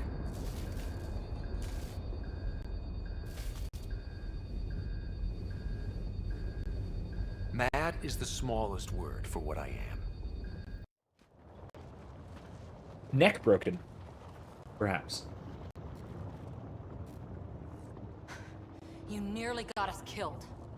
Any landing you can walk away from, right? Ryder, come in. This was not a landing. Sam, relay to the Tempest that we're stranded but alive. No choice but to investigate PB's signal. Sorry. Right away. Sorry. Oh my god. Now, see, this is why this is the kind of parallel to Liam's mission. It's The other housed within a remnant structure not far from absolutely insufferable Sam, squad mate. plot our trajectory. Plotted. Who makes nothing but bad Need to get through that decisions. obstruction. Maybe there's a console buried here somewhere. Brittle obsidian. Come on! Break through the rock and access the power node. Well, what do you know?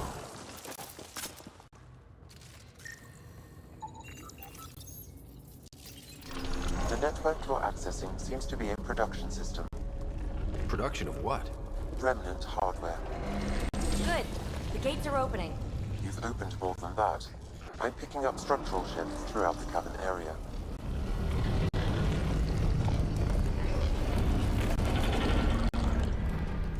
Interesting. That observer is in a persistent idle state. Its neural pathways are blank. It's like POC when I stripped out its remnant protocols. It has no programming.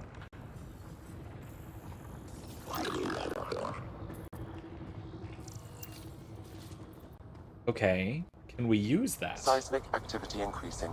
I'm picking up additional unprogrammed observers throughout Pathfinder.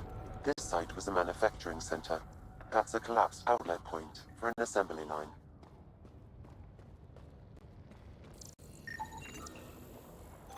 Spencer. Fragmented observer. Fragmented.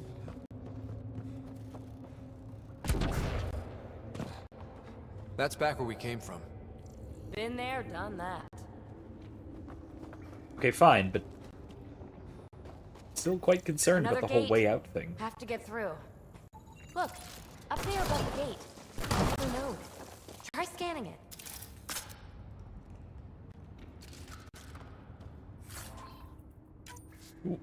A lot of this tech is already broken down to its basic components. Very useful. That node controls the gate, but it's disabled. Too high to access. I bet an allied observer can enable it. Let's find a way to get one. It's that floating one.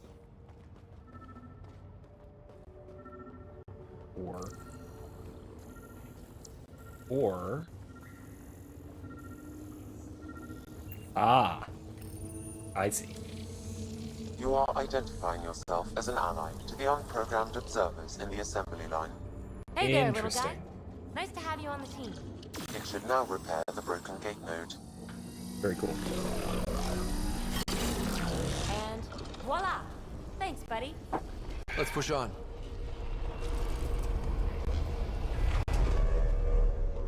Pathfinder, Calla reports finding no safe area to land. Retrieval may be impossible. Oops. He has detected a few smaller vessels making their way to the surface, however. Great. Uh-oh. I know that shuttle. Pelisaria, are you tracking that sweet signal too? Ugh, Kalinda. Back off. It's mine. What are we gonna do with it, Let's PB? hurry. We have to get to the signal source before Kalinda. Observers making rounds. Fully programmed and deployed bots will still react to you as an enemy. Another gate ahead. Steer clear of the bots. Maybe... Let's clear them out.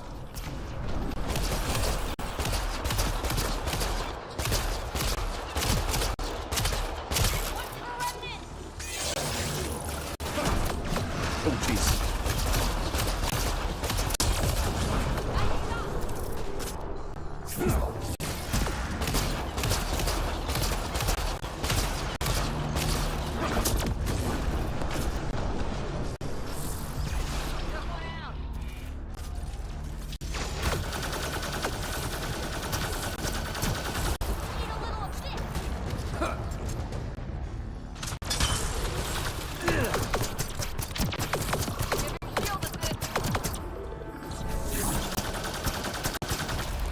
All clear.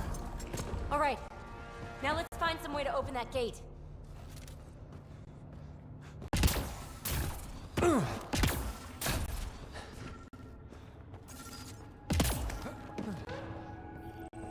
Pathfinder, this console controls the gate. Yep. Here it goes. Good. And... The gate's starting to open. Thank you, Ryder. You opened a gate up here too. Come on, boys. We're in. Great. She must be on a ridge above us. Oof. Pelisaria, the high road is much more direct. How the hell did you find us here, Kalinda?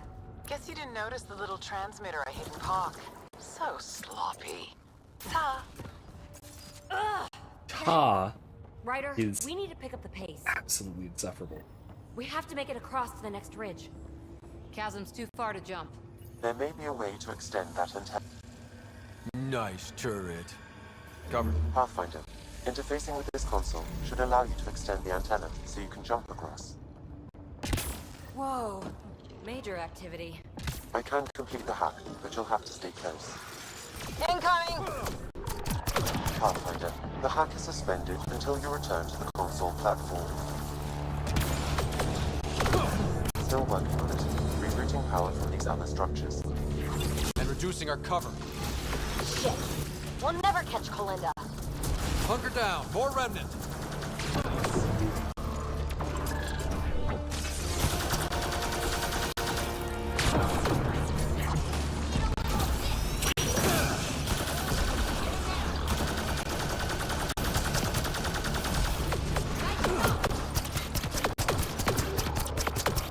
No bots to fight up here. I'm going to kill her. Are you though?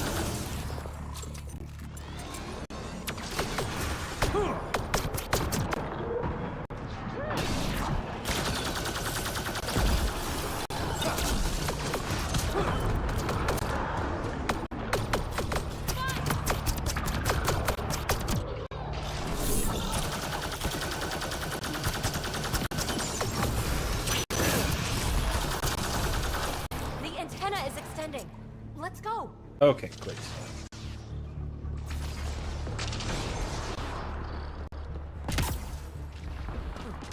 Let's go! Kalenda's men spotted on the upper ridge. Pathfinder, there's another dispenser for unprogrammed observers in this area. Who cares? What matters is that mountain of rock is between us and the signal source.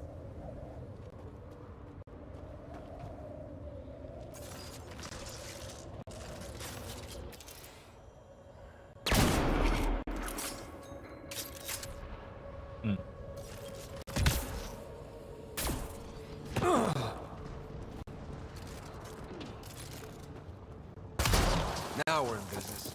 Activating could draw hostile remnant. Another Do this turret. first, shall we? Worth a hack, no?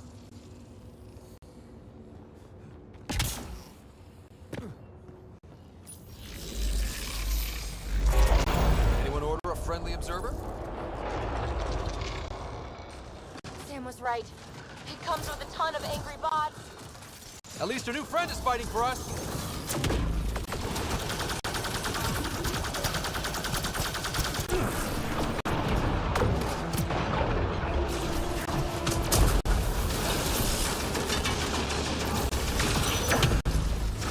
Oh, hello.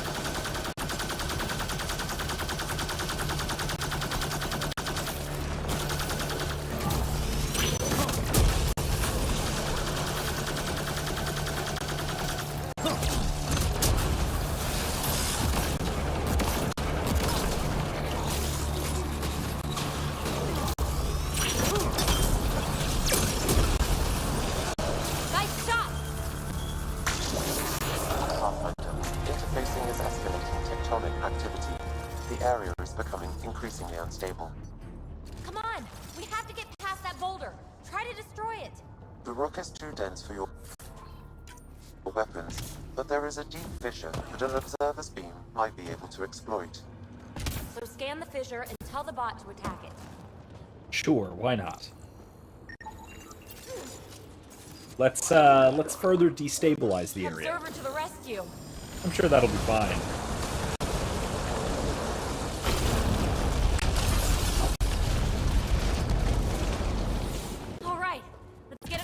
Over the ridge. Make sure they don't get inside. A triple share to whoever brings me their sweet implants. Man, I hate her. We've got to follow her inside. Her outlaws might have something to say about that. Take them out! Nice shot! Coordinated strike now. Let's go! That'll shake him.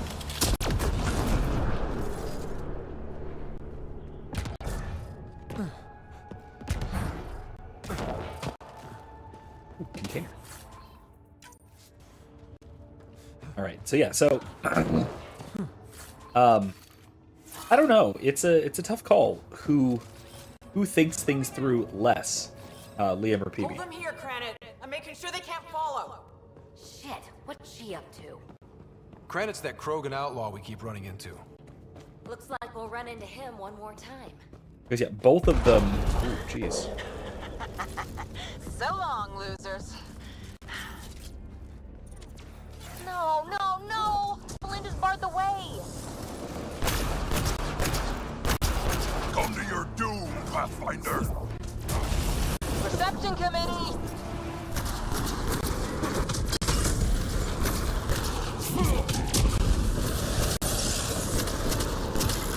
Kalinda sends her. Granite down! Excellent timing as well. Kalinda sends her dead.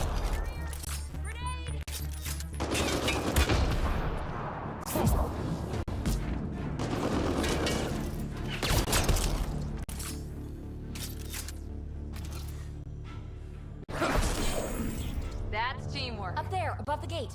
Another power node. There's gotta be a console for the dispenser around here. Granted. The console here will summon an allied observer to repair the damaged gateway node.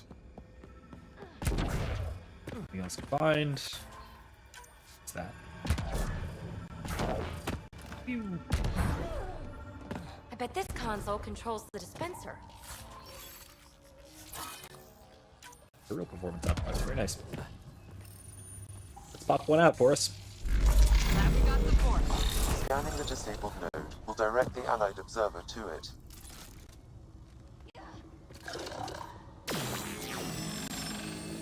That's very cool. All right, we're back in the game.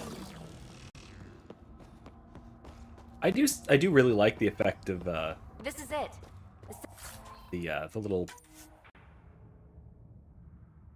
Oh, okay. I have enough of those. Signal source is in the next chamber.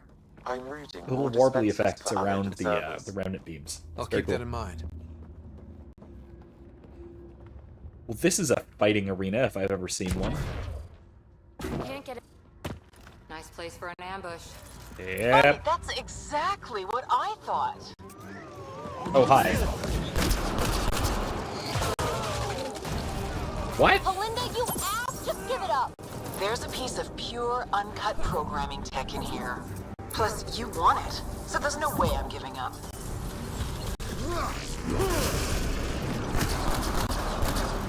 Pathfinder, I highly recommend using the consoles to summon allied observers. Where? I can't move. God.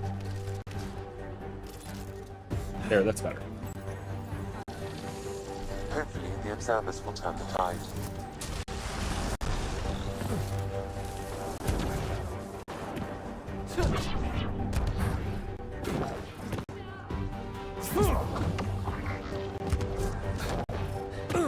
Another one. Shit, you defeated all my men. Really? Not really. Really? You're...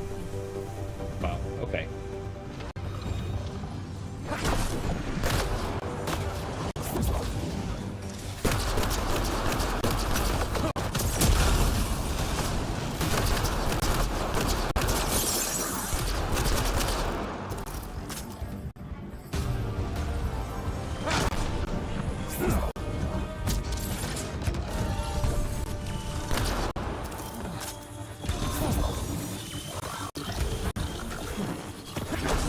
You really are annoying.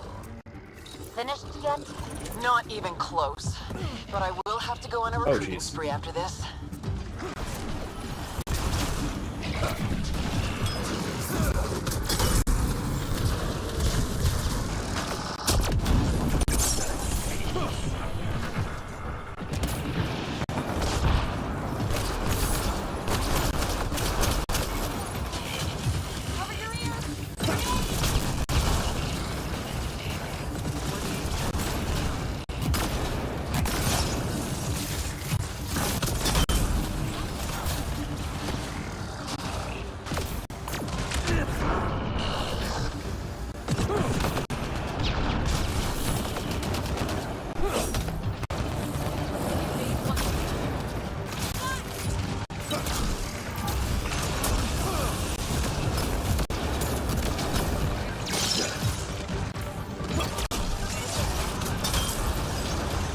You see, Kalinda, it's fruitless. Silence? Don't like the sound of that. The signal source is beyond the next rise. Hey. Let's go get it. That. Take that. Error. All right.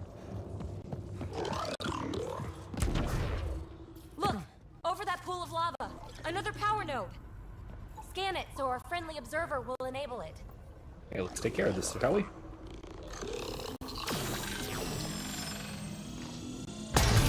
Yes! We're in business. Let's cross it and reach Kalinda. Wait for the liquid hot lava to fall off of it. Kalinda's already there. We gotta get across. Okay. Let's see. Are you kidding me? How many She's guys got more? does she have? In one shuttle? Kalinda's about to get the device. She's so reckless. Yeah. You won't make it, Kalinda. Too late, gal. It's mine. Damn it! What, your jump jet's not working?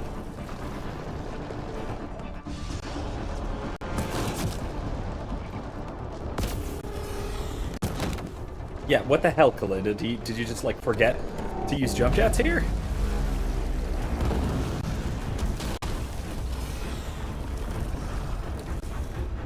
Shit. I'm good. Get her.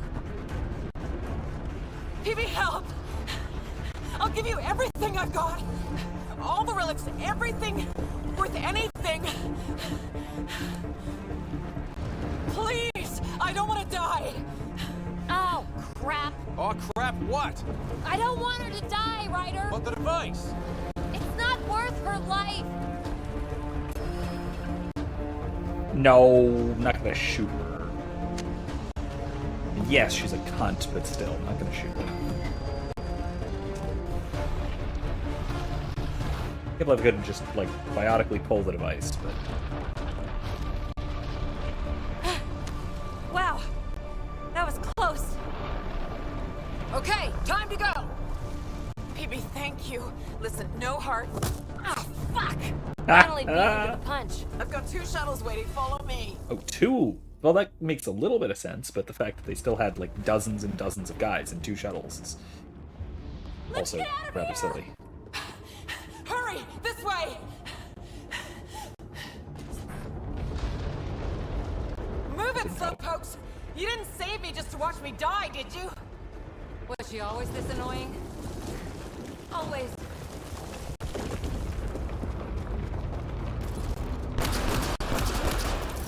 Oh, never mind. Hey, look! The escape pod! Well, there goes my bedroom. Hurry up! First of all, I suppose we'll get another one. But also, what is wrong with you, PB?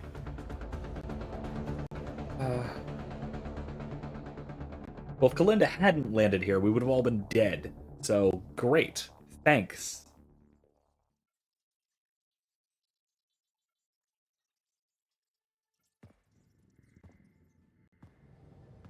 PB, you put us through a pretty rough ride. Where are you at? Has she delivered? We just received a massive shipment of remnant tech. Quite valuable. And this. Pelisaria, with my compliments. My crew won't bother you again, and you're dead. Always Kalinda.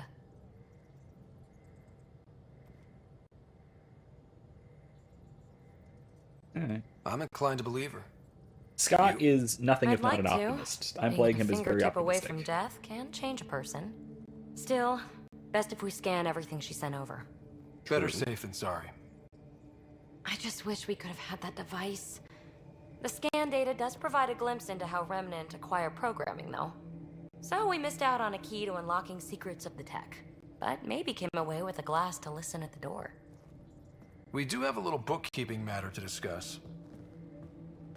Ah, nuts. Yeah, the Tempest is light, one escape pod. That's gonna cost me, isn't it? Next time we dock at Nexus, you buy a new one. If you don't have the funds, you work it off over time. Got it? Hey, I'm the one out of bedroom. What do we do about that?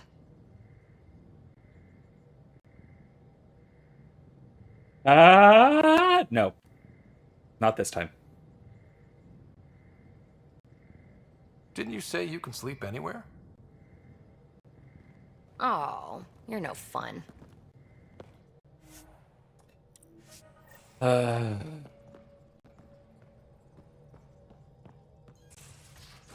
Yes, that was the clear implication of that. What's a flirt thing? All right. Message from Aksul.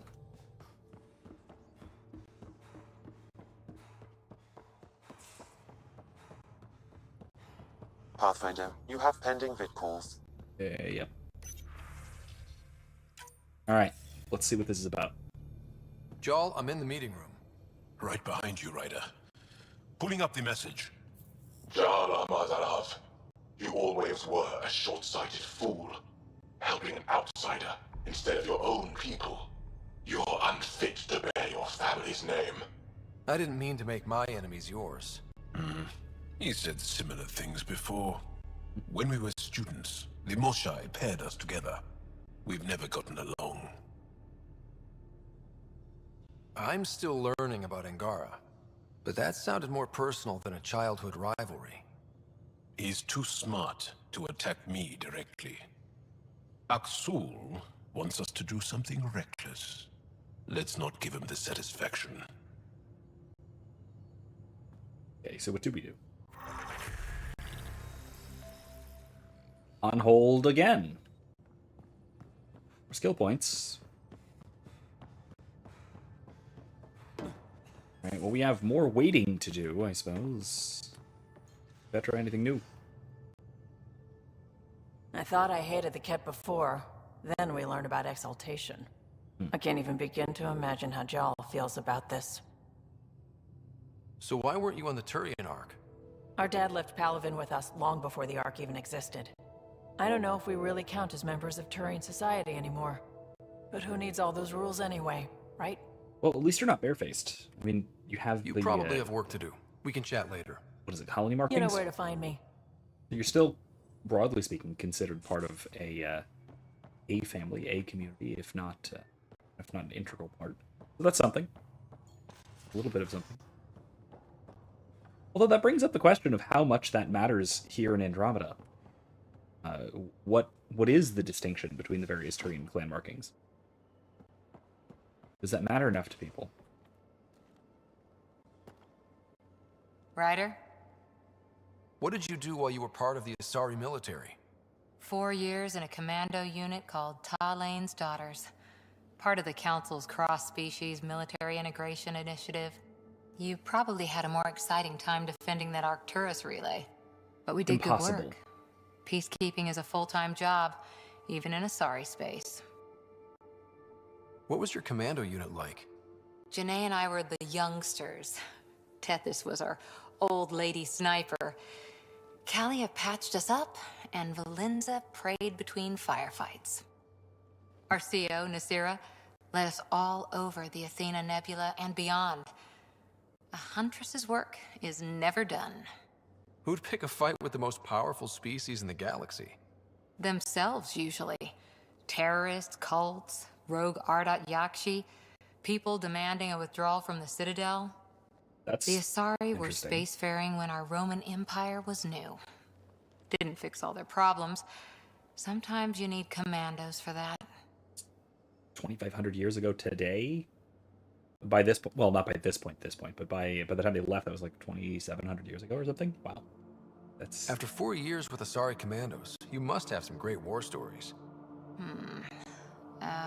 Nasira assassinated a Krogan warlord with a pack of playing cards once.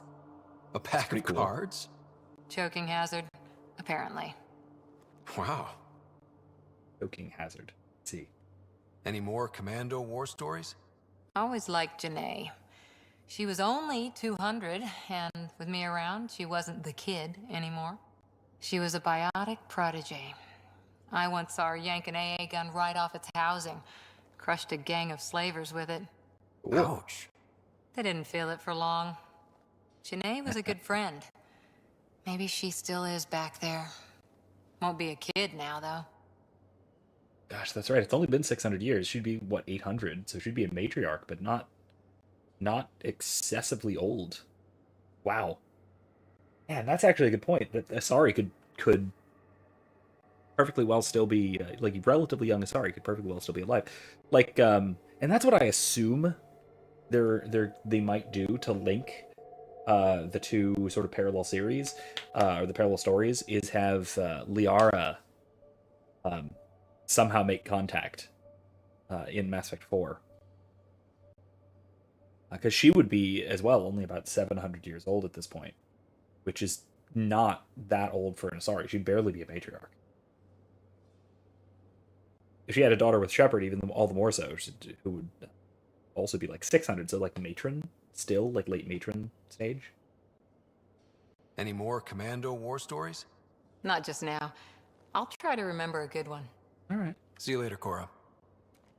Stay safe. Okay. Still waiting. Not doing that yet. We'll try that on Vold.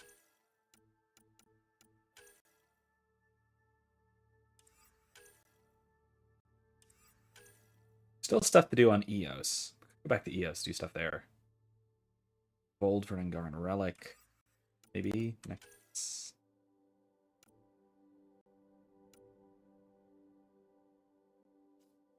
Let's check that out. Maybe this will trigger it. Although I have my doubts, I might have to actually land somewhere for the next part of Jaal's quest to trigger. We'll see.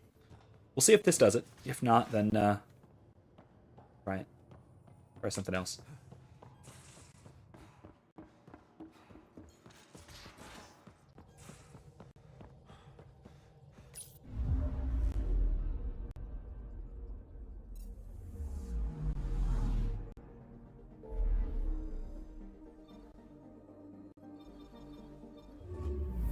If nothing else, we will at least... I'll do my best to at least trigger Jaal's quest so we can do it next time.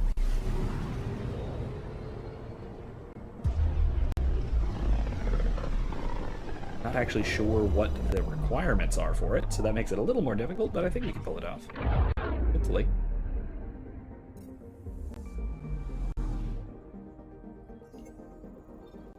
I'm picking up something. Probes launched. Getting a scan.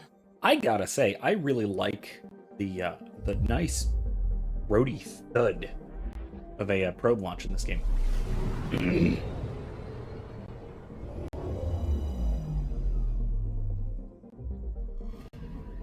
Scanning for radiation signature. I mean, really, I have to say as well, like the weapons fire also feels pretty meaty, chunky, compared to a lot of it in the previous games, especially 1 and 2. The guns felt like they were really, I guess, lightweight. 1 and 2. 3, they started beefing up a little bit. This one, it feels pretty substantial hitting somebody with something. I have to say as well, like for all the crap I give Disney Star Wars, and boy howdy do I give it a lot of crap. Well-earned crap. That's actually something that they do quite astoundingly well. I remember this. I remember like really noticing this all the way back in Force Awakens, is that blaster bolts feel really substantial in new Disney Star Wars material. Not always, because in The Mandalorian they still feel like nothing some of the time. But they feel really substantial in a lot of Star Wars media. Even like I said, going back to The Force Awakens. Location, Ryder. Got it. I'll forward all the information to your Omni tool. Kadara. It's Kadara. Well, let's go back to Kadara then. Everything's on Kadara, isn't it? Anyway, but yeah, it's one of those that it's I think a veteran Jaal on this one, I think.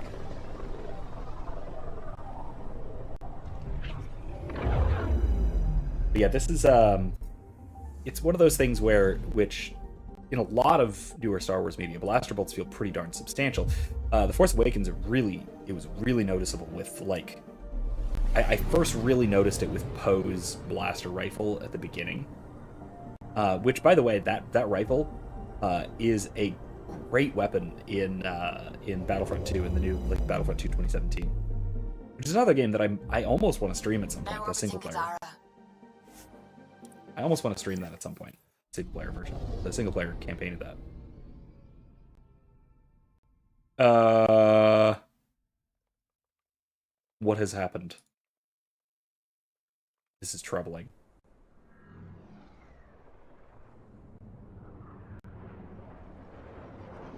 Camera locked up somewhere. That's not good. Okay, that was fun.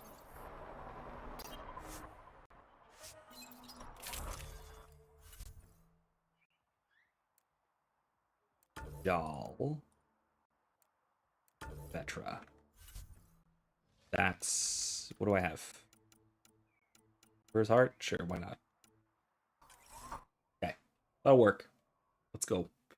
Yeah, that's that heavy blaster rifle that Poe's got. Which also, like I said, it's a usable weapon in Battlefront 2. It's a really good one too. But that thing just feels like a beast. But so do a lot of the blasters in new Star Wars material. Another thing that Andor does particularly well is it makes the combat feel very legitimately threatening in a way that wasn't often done in older Star Wars media, in the original trilogy and the prequel trilogy. Let alone the animated stuff. Should I send you back to the Tempest? Is that an option?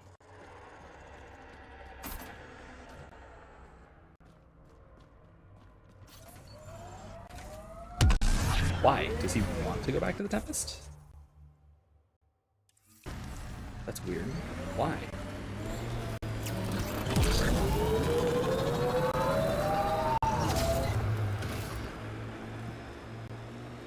I'm gonna bypass those guys there. Whee!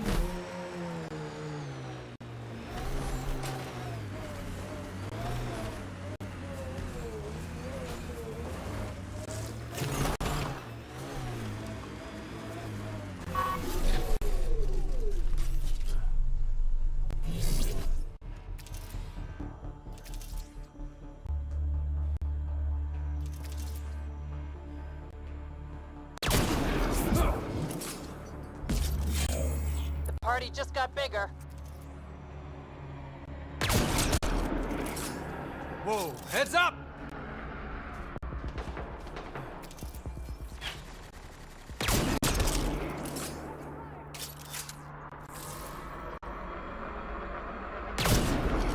Get ready to fight!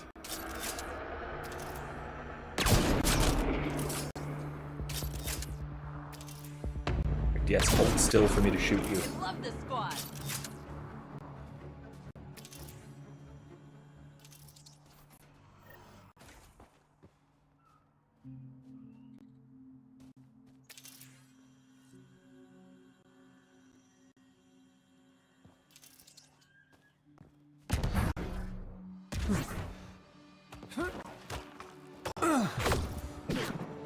No.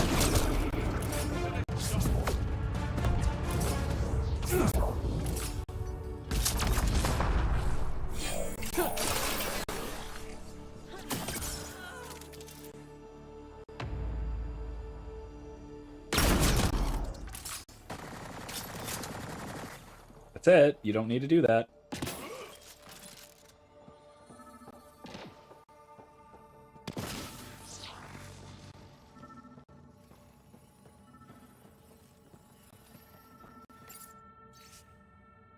I don't want to hear it. You all know who ousting Yale would make the break with the Nexus final. Oh, okay, no loss. That teat was running dry. Going independent isn't just the smart move; it's the only move. Now we've got the gear and the freedom to take over this place. Angara, not a problem. Here Yale's on Eos. Forget him. He won't talk. Anything he brings up will expose his involvement, and the Nexus involvement. He's not going to put himself in that position. So they got rid of their former leader.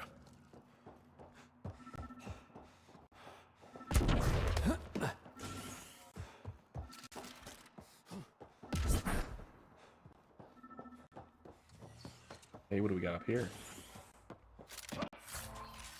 Dead body. And Andy. Hey, what else we got?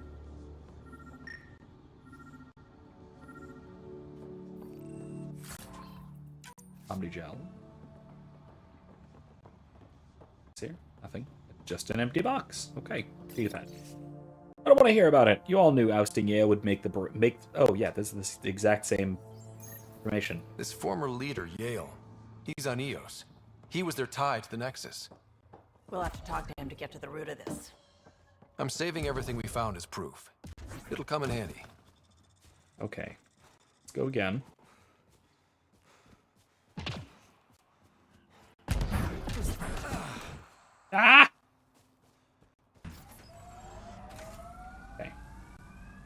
get out of here. I will be right back once again. Give me 1 second.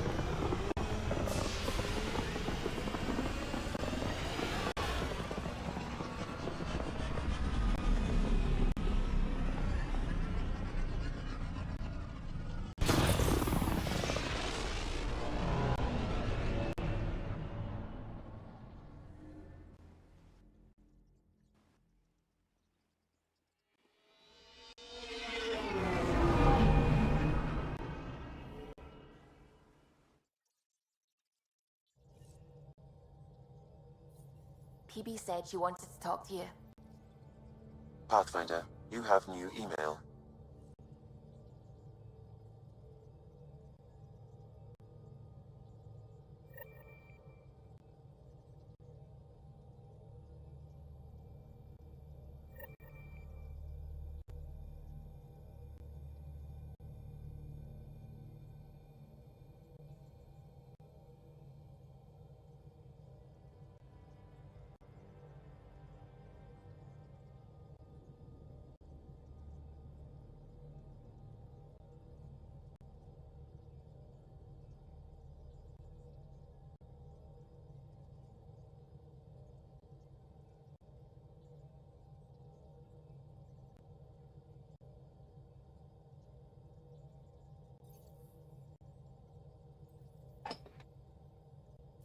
There we go. Hello, welcome back. All right, let's first of all read that from PB. Thank you, and sorry. I shouldn't have ambushed you like that. I should have trusted you'd be just as driven as I was to head down to Past 10, find the source of that signal. I should have been more collaborative, more of a team player. Yes, I have some growing to do. Who knew? Usually when somebody says it's not you, it's me, they're breaking up with you. If I actually send this, please delete upon reading. No. From Jell. Writer, I've received an update from on Axul. It isn't good. Please come see me in my room. Okay. Let's do that.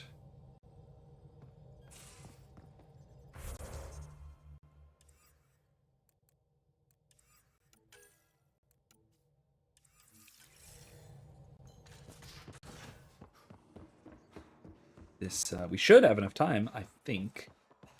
We got 40 minutes. I think we could do it. Kind of a long quest, I hope so. Anyone know how dangerous Axul is?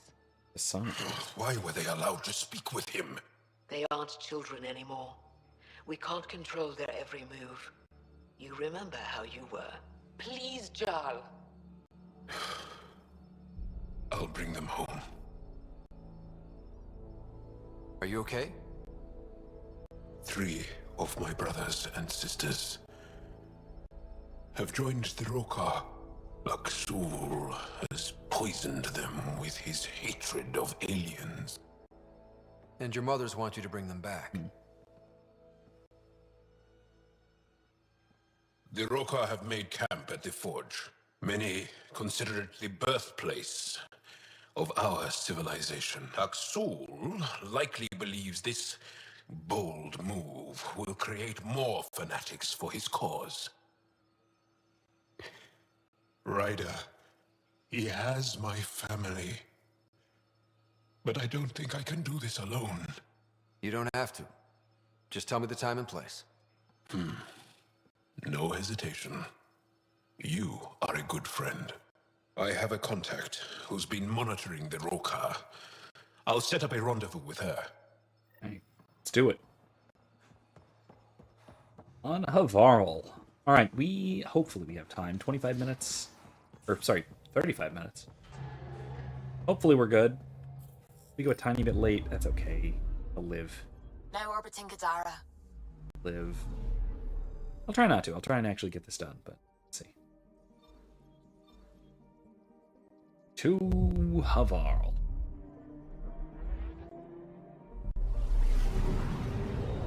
To the birthplace of Edgaran civilization.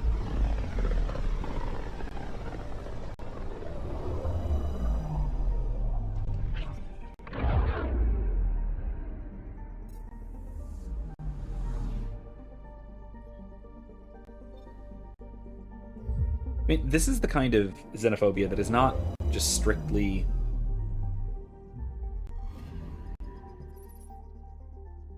It's not strictly prejudicial, I guess. I mean, it's prejudicial to in a way, right? Insofar as it prejudges all aliens as akin to the cat, but it's more like a Entering atmosphere. nativism, LZ in I guess sight. you call it, something like that. Almost jingoistic, if you want, but a kind of defensive jingoism. To the point where it's actually quite understandable, even if it's ultimately foolish. It's not born strictly. In other words, it's not born strictly out of like racism per se, racial superiority or anything like that. That isn't the impetus to this.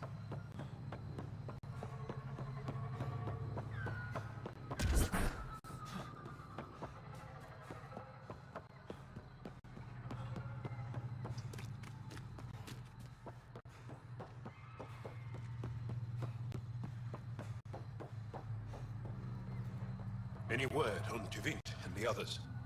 No. All traffic and communication from the Forge have stopped.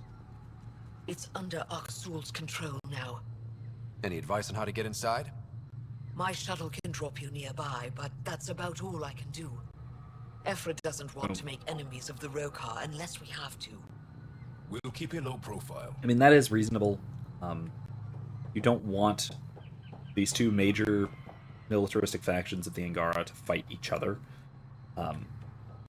Yes, they're already distracted. The quieter, the better. I'll be worker, but I'll do my best. You ready?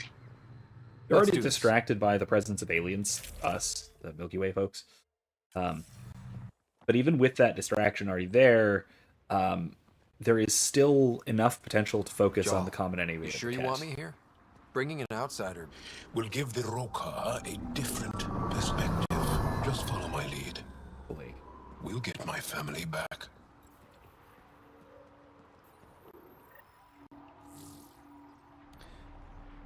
There is a real danger that this will not sort of give them a different perspective, but sort of confirm a lot of their biases about aliens. Move carefully. We don't want to alert the Rokar. This is very cool. It'd be easier if we knew where to find your I family. love this environment. The Moshai brings all of our students to the Forge. I know my way around. The Govatan, it's welcome center. Deserted. The Govatan is usually filled with travelers. Avka said no traffic in or out. Doesn't explain where everyone went. Where are the Rokar? Further along. No arrivals for the last 4 days. Arrivals were steady until a week ago. Most Angara come here at least once in their lives. Either for the tradition or to share knowledge. Which did you visit for? A bit of both. Come on. Let's keep looking for Baranch and the others. Look on. It's got juice, but everything's offline. Should I reestablish comms? Let's leave it for now. Might tip off the Rokar, wherever they are. Oh, where are you? Attention, new guests. Priority guests arriving early tomorrow. I've marked shuttle number for you. Notify the moment it enters our airspace, okay? Hey, rumor someone important is visiting tomorrow. Druk tell you who it is, the Moshai? No, she's uncharacteristically vague. Just said notify her once the shuttle arrived. You think it's weird she's bypassing security protocol? All personnel are to meet in the courtyard immediately. There's no cause for alarm, but attendance is mandatory. That's sketchy, alright.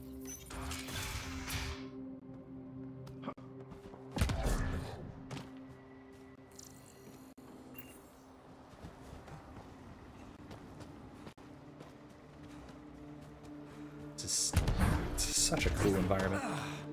Love this planet. It's a little bit wherever the Angara went, they left a lot of supplies behind. A little bit like Pandora, the Avatar planet, with all of the like support. Watery If the Kett bioluminescence. destroyed the Forge, it would be a terrible blow.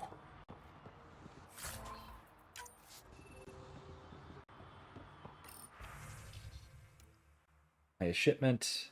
Got a bunch of stuff. Either convince the Rokar to share their supplies and let me do my job to catalog all this, or tell them to get out of my storage room. The logs have never been such a mess. You'd think they'd be happy to have someone to itemize their scut, but they won't let me near a single crate. You've invited them here. Do something about this. Found something. Looks like a journal. Everyone's so enamored with Axul. You would think he was the most shy.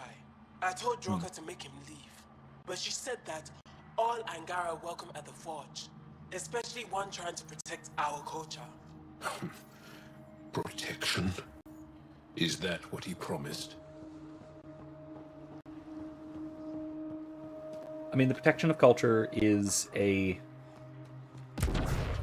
common, very genuine motive for sort of conservative reactionary types. Which Axul is a kind of defensive reactionary type. Oh, it's Angaran. Blood. Axul doesn't kill Angara. The amount of blood and backspatter suggests a non-lethal blow. Still not a good sign. Dehydrated. No one's watered them for a while. These were taken from the Forge. They would have been given the utmost care. Still everyone left.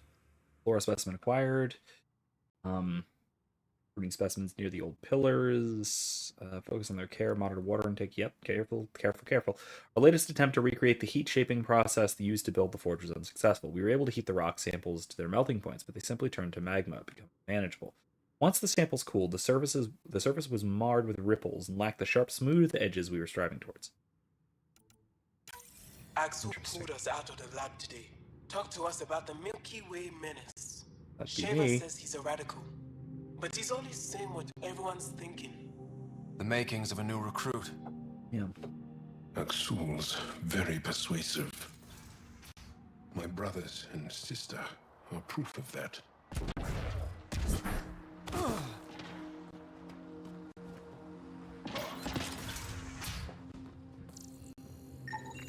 Fancy equipment. What were the researchers studying? Everything, really. As much as we revere the Forge, we know very little about it. Whatever it is, it's not exactly clear. Don't worry, Jal. We'll find your brothers and sister.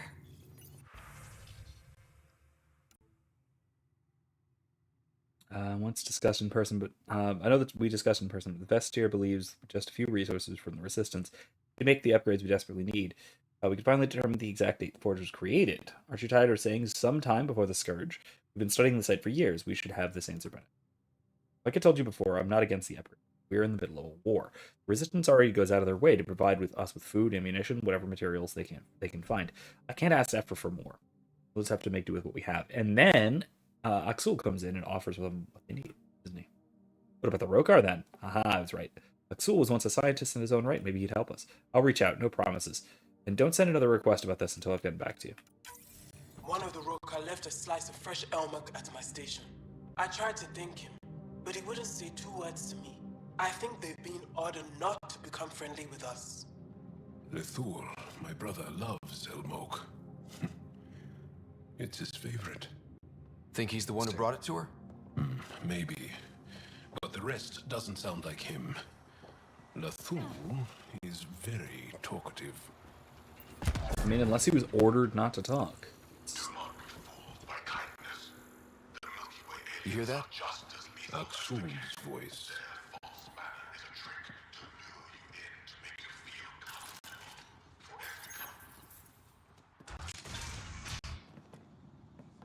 Thought you said you got them all. I did. They must have. Alien, kill it. Shit. Hope no one heard that. They shot first. We had to defend ourselves. Good and hard. Inform Axul that the Govatan has been thoroughly searched. All civilians are accounted for. Accounted for? What does that mean? Were they rounding them up?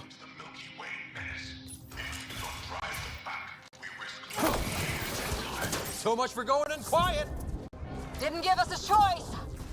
Surrender's not an option with your Oka. Take them out! Kill them! Bring their bodies to Aksul! Brothers and sisters, we are altruistic by nature.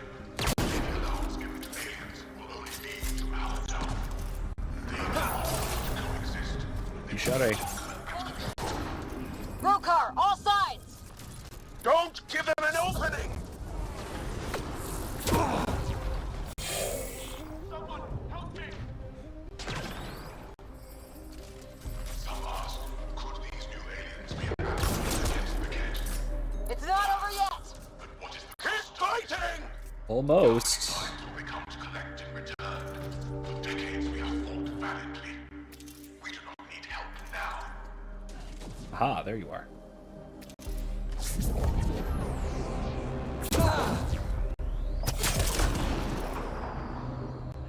Damn, they're tough bastards! Just a little longer! We've learned to live in all temperatures, all environments. The Milky Way menace is physically feeble, but they are intelligent and cunning.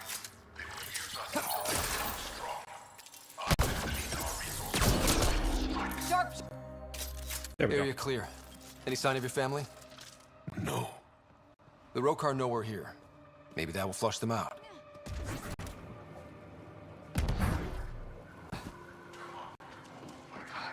I still love this environment. Oh, I need that.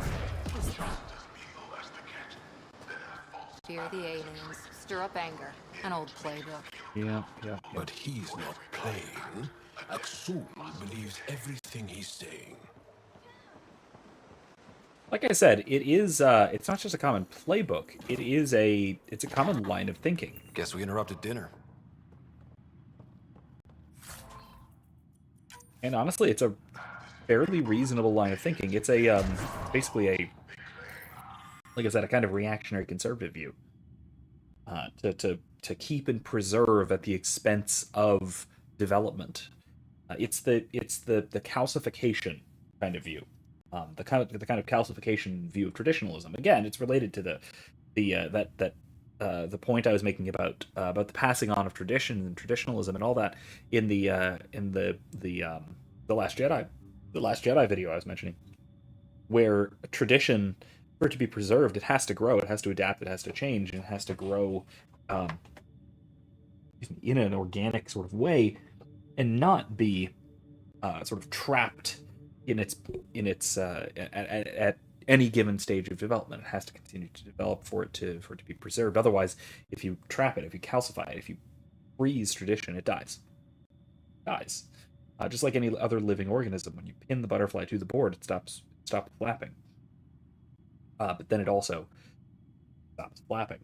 It stops flapping around, it stops moving, it stops changing. It's not going to get eaten, but it's also dead.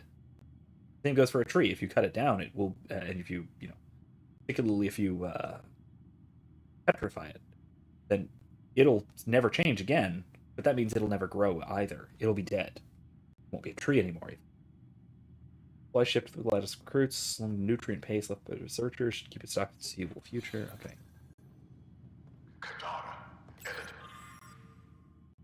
Okay. This. They've got more than yours. He really hates us. The Kett made us fear the unknown. Your arrival will bring can teleport change out. to the Angara. That's cool. Aksul fears that change. Right. This also part of the Govatan? Living quarters for the archaeologists. Though the Rokar have obviously made themselves at home.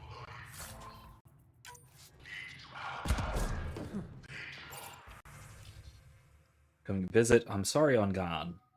I need to delay my visit a little longer. A very special person has come to Bosun's work. His name is Aksul. He's Regnar from the stories your brother reads you.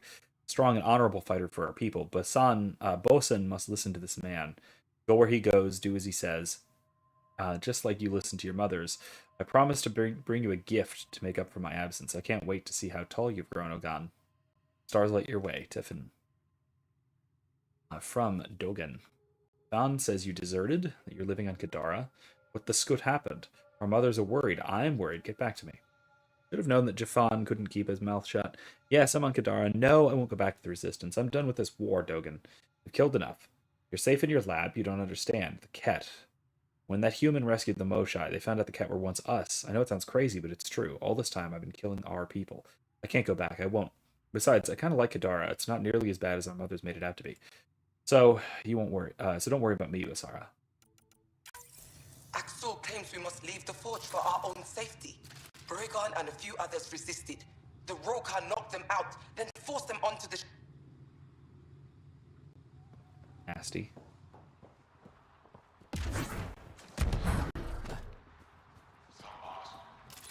It's locked. locked. Civilians. Sam, any suggestions?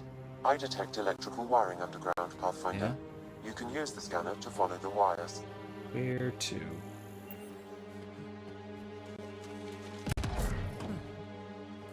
This. Watson.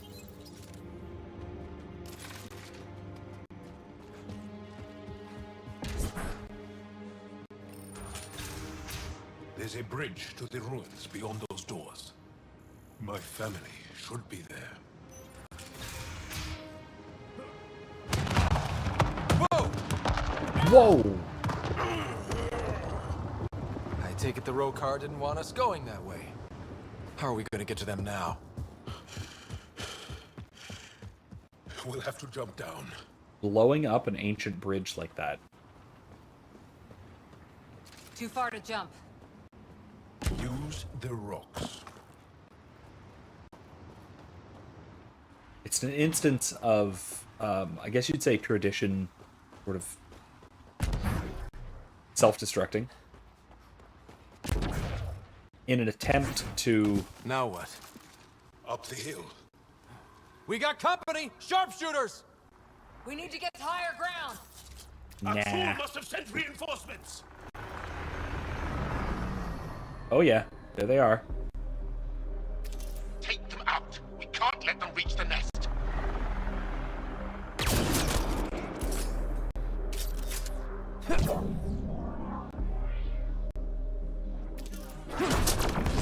They got the advantage. Push to higher ground. Nah, I think we're fine. I think we're fine. I've got a good nest here.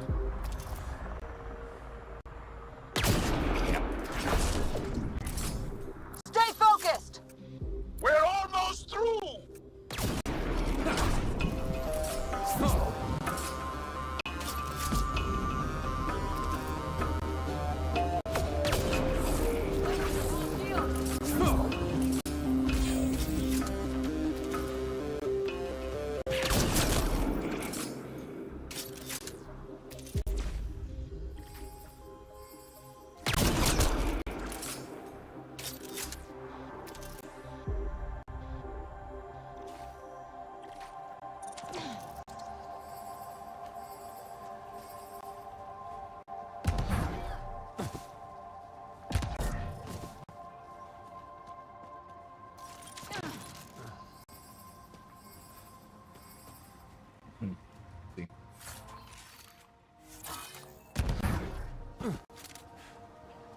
Why do they have Milky Way guns? Ammo check.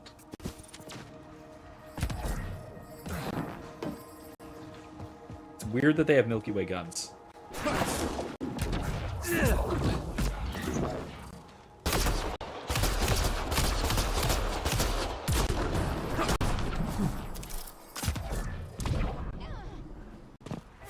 Yeah, he fell to his death. It's beautiful. He is. Even Rokar can't ruin this view. Do these markings mean something? Some think it is an ancient version of Shelesh, our trade language. But no one's been able to decipher it. Beautiful. The Angara who built it knew their stuff.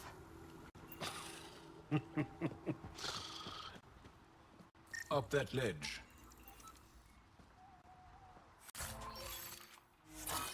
Sure, at 10. I actually do need to upgrade some of my weapons, don't I? Maybe I'll do that off stream. Starting today, only the most faithful will be allowed inside the forge. New recruits must be vetted by Aksul.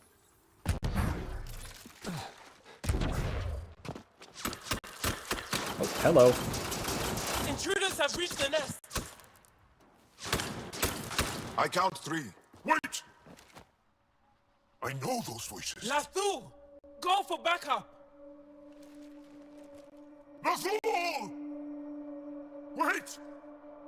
Stop! It's Jal. Jal, is that you?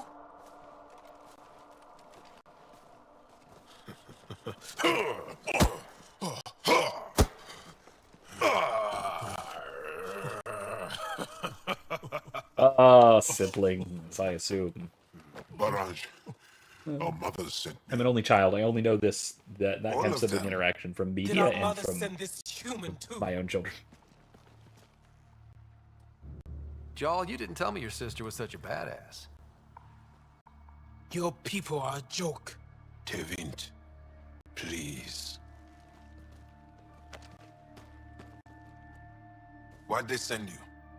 Because we've lost enough to the kid. They're afraid to lose you to this insane cause. But, I Jal, want you to meet my friend, Scott, so you can see that Aksul is wrong. Trust me, we have as much to give you as you have to give us. We all win. Who cares? The Angara don't want anything you have. We don't need you.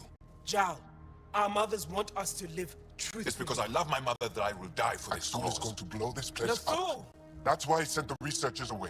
Stop. He has bombs. Talking. Stolen from your people. Those bombs go I off, see. it'll look like the initiative did it.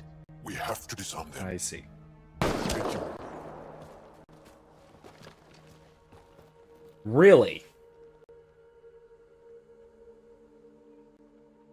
Also, that's an Ushior. That pistol is a beast.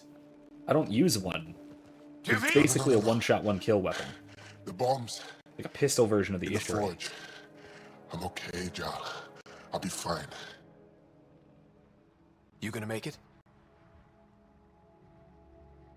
I hate Aksul. Don't let him win. Jesus. You got it. Yeah, that I'm is a glad pistol you're with just here. crazy, massive damage. To find those bombs. If Aksul's willing to blow up the forge, there's nothing he won't do. Ryder, if he shows up, I know. Follow your lead.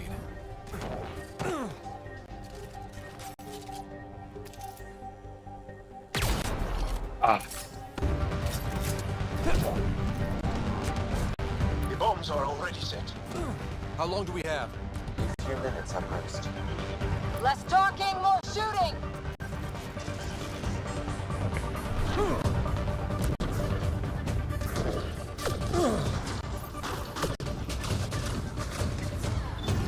One down! Now the others! Watch your head!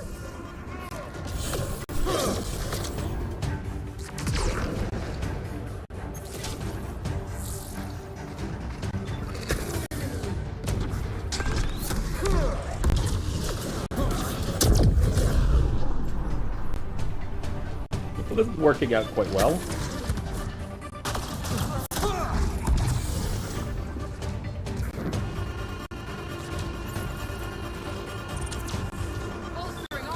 Okay, all the bombs are disarmed. Now just the roll card to worry about. Don't go easy on them. Enemy shuttle inbound!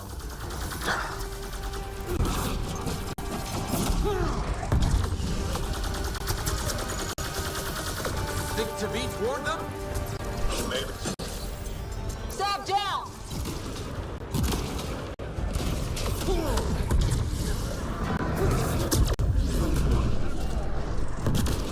Watch the pillars!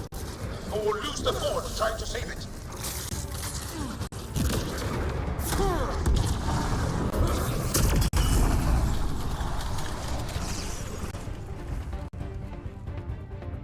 Stay alert! They'll use whatever tactics necessary. There we go.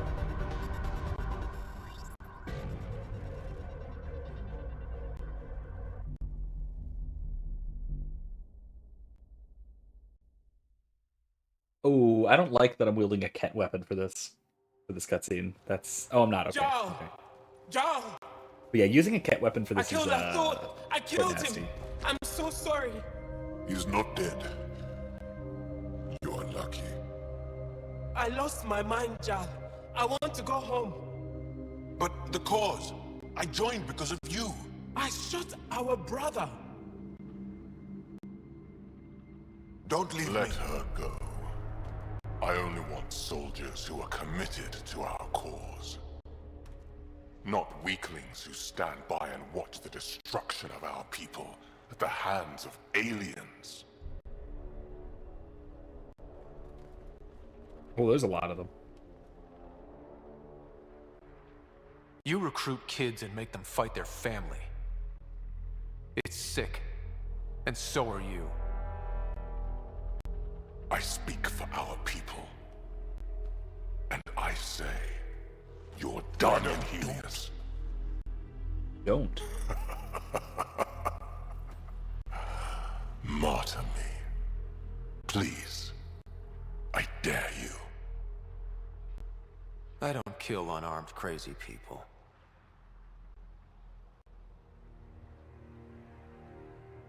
He's not unarmed. He's got a weapon on his shoulder. Planets. They take our resources, make us weak. I've watched Ryder make planets habitable. Exactly. And they'll never let us forget it. He rescued your beloved Mosai. I know. Saved her life. I know. Stop defending them. The Mosai trusts Ryder. Stop. We've been fighting the wrong enemy. Maybe the enemy is this traitor. Easy. Jarl? Don't! The Mosai trusts Ryder. You've become a danger to your own people. Walk away. Or I kill you and reveal the resistance for the traitors they are. That's a big old plasma bolt. Ah, jeez.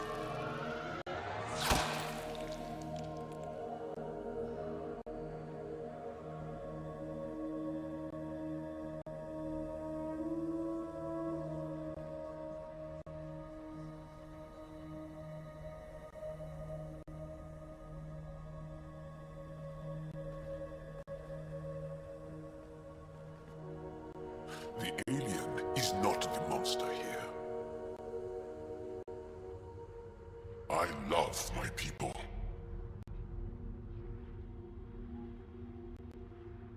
Come on. Let's get you home. You okay? Yeah. Thanks.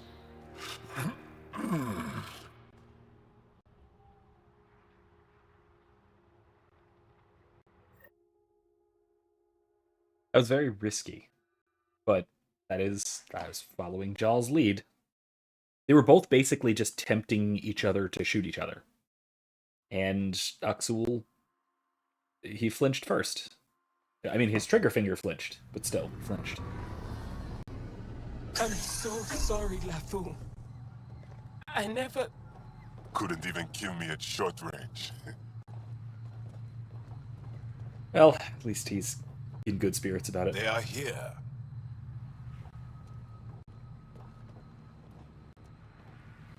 Let's give them a minute. Thank you for trusting me.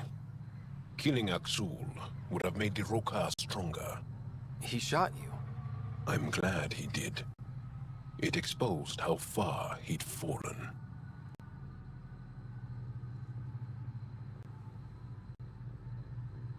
It could have gone badly. I knew what I was doing. Hey, you get a cool scar out of it too. So. Very symbolic one. You've been practicing. A little. We should get back. I want to say goodbye before my family heads home.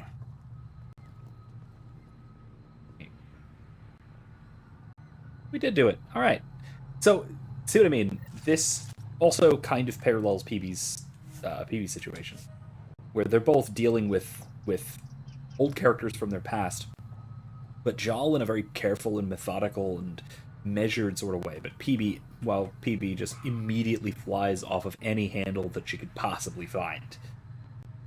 Which, man, that's quite the distinction. Let me sell some stuff off to Cody Holder. New supplies, fresh from the Nexus, and a few from my secret partners. Plan to build Miss the first Texas. Angara Nexus Trading Company. Lone Star Enterprises. Gotta remember where I started, you know. Absolutely. Hey, you want to be an early investor? Hell yeah. What do I get for investing? Today, great supplies. Tomorrow, who knows? Ooh, Cobra, I need that. Take that. Sell salvage. Weapon. Don't need that.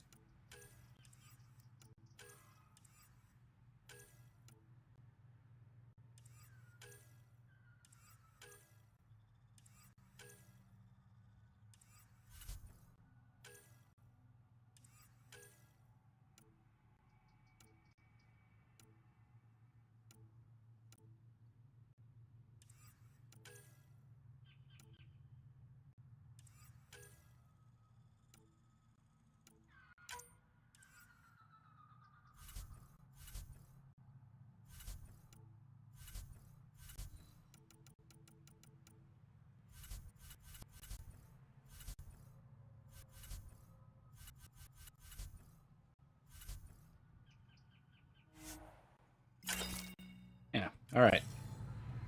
Now, that should do us. Like I said, I might do some equipment upgrading off stream, but it is getting late. It is about midnight, so thank you all so much for joining me. I had a wonderful time. We got to see this a nice pair of contrasting loyalty missions for a really annoying squad mate who has a good arc, but didn't quite get completed in this playthrough, I suppose. I mean, there's still a little bit more to do, but unfortunately not enough. Versus a really good, really well-written squad mate who is not annoying. Still a bit reckless, but in a calm, reserved, relatively conservative and measured sort of way. So anyway, I liked that. I thought this was a good thematic back and forth here. Next time, like I said, I want to do some of the side content. Basically, a lot of the heavy combat, attacking a couple of Ket strongholds, one on Eos, one on Vold, as well as another side quest or two, probably on Vold.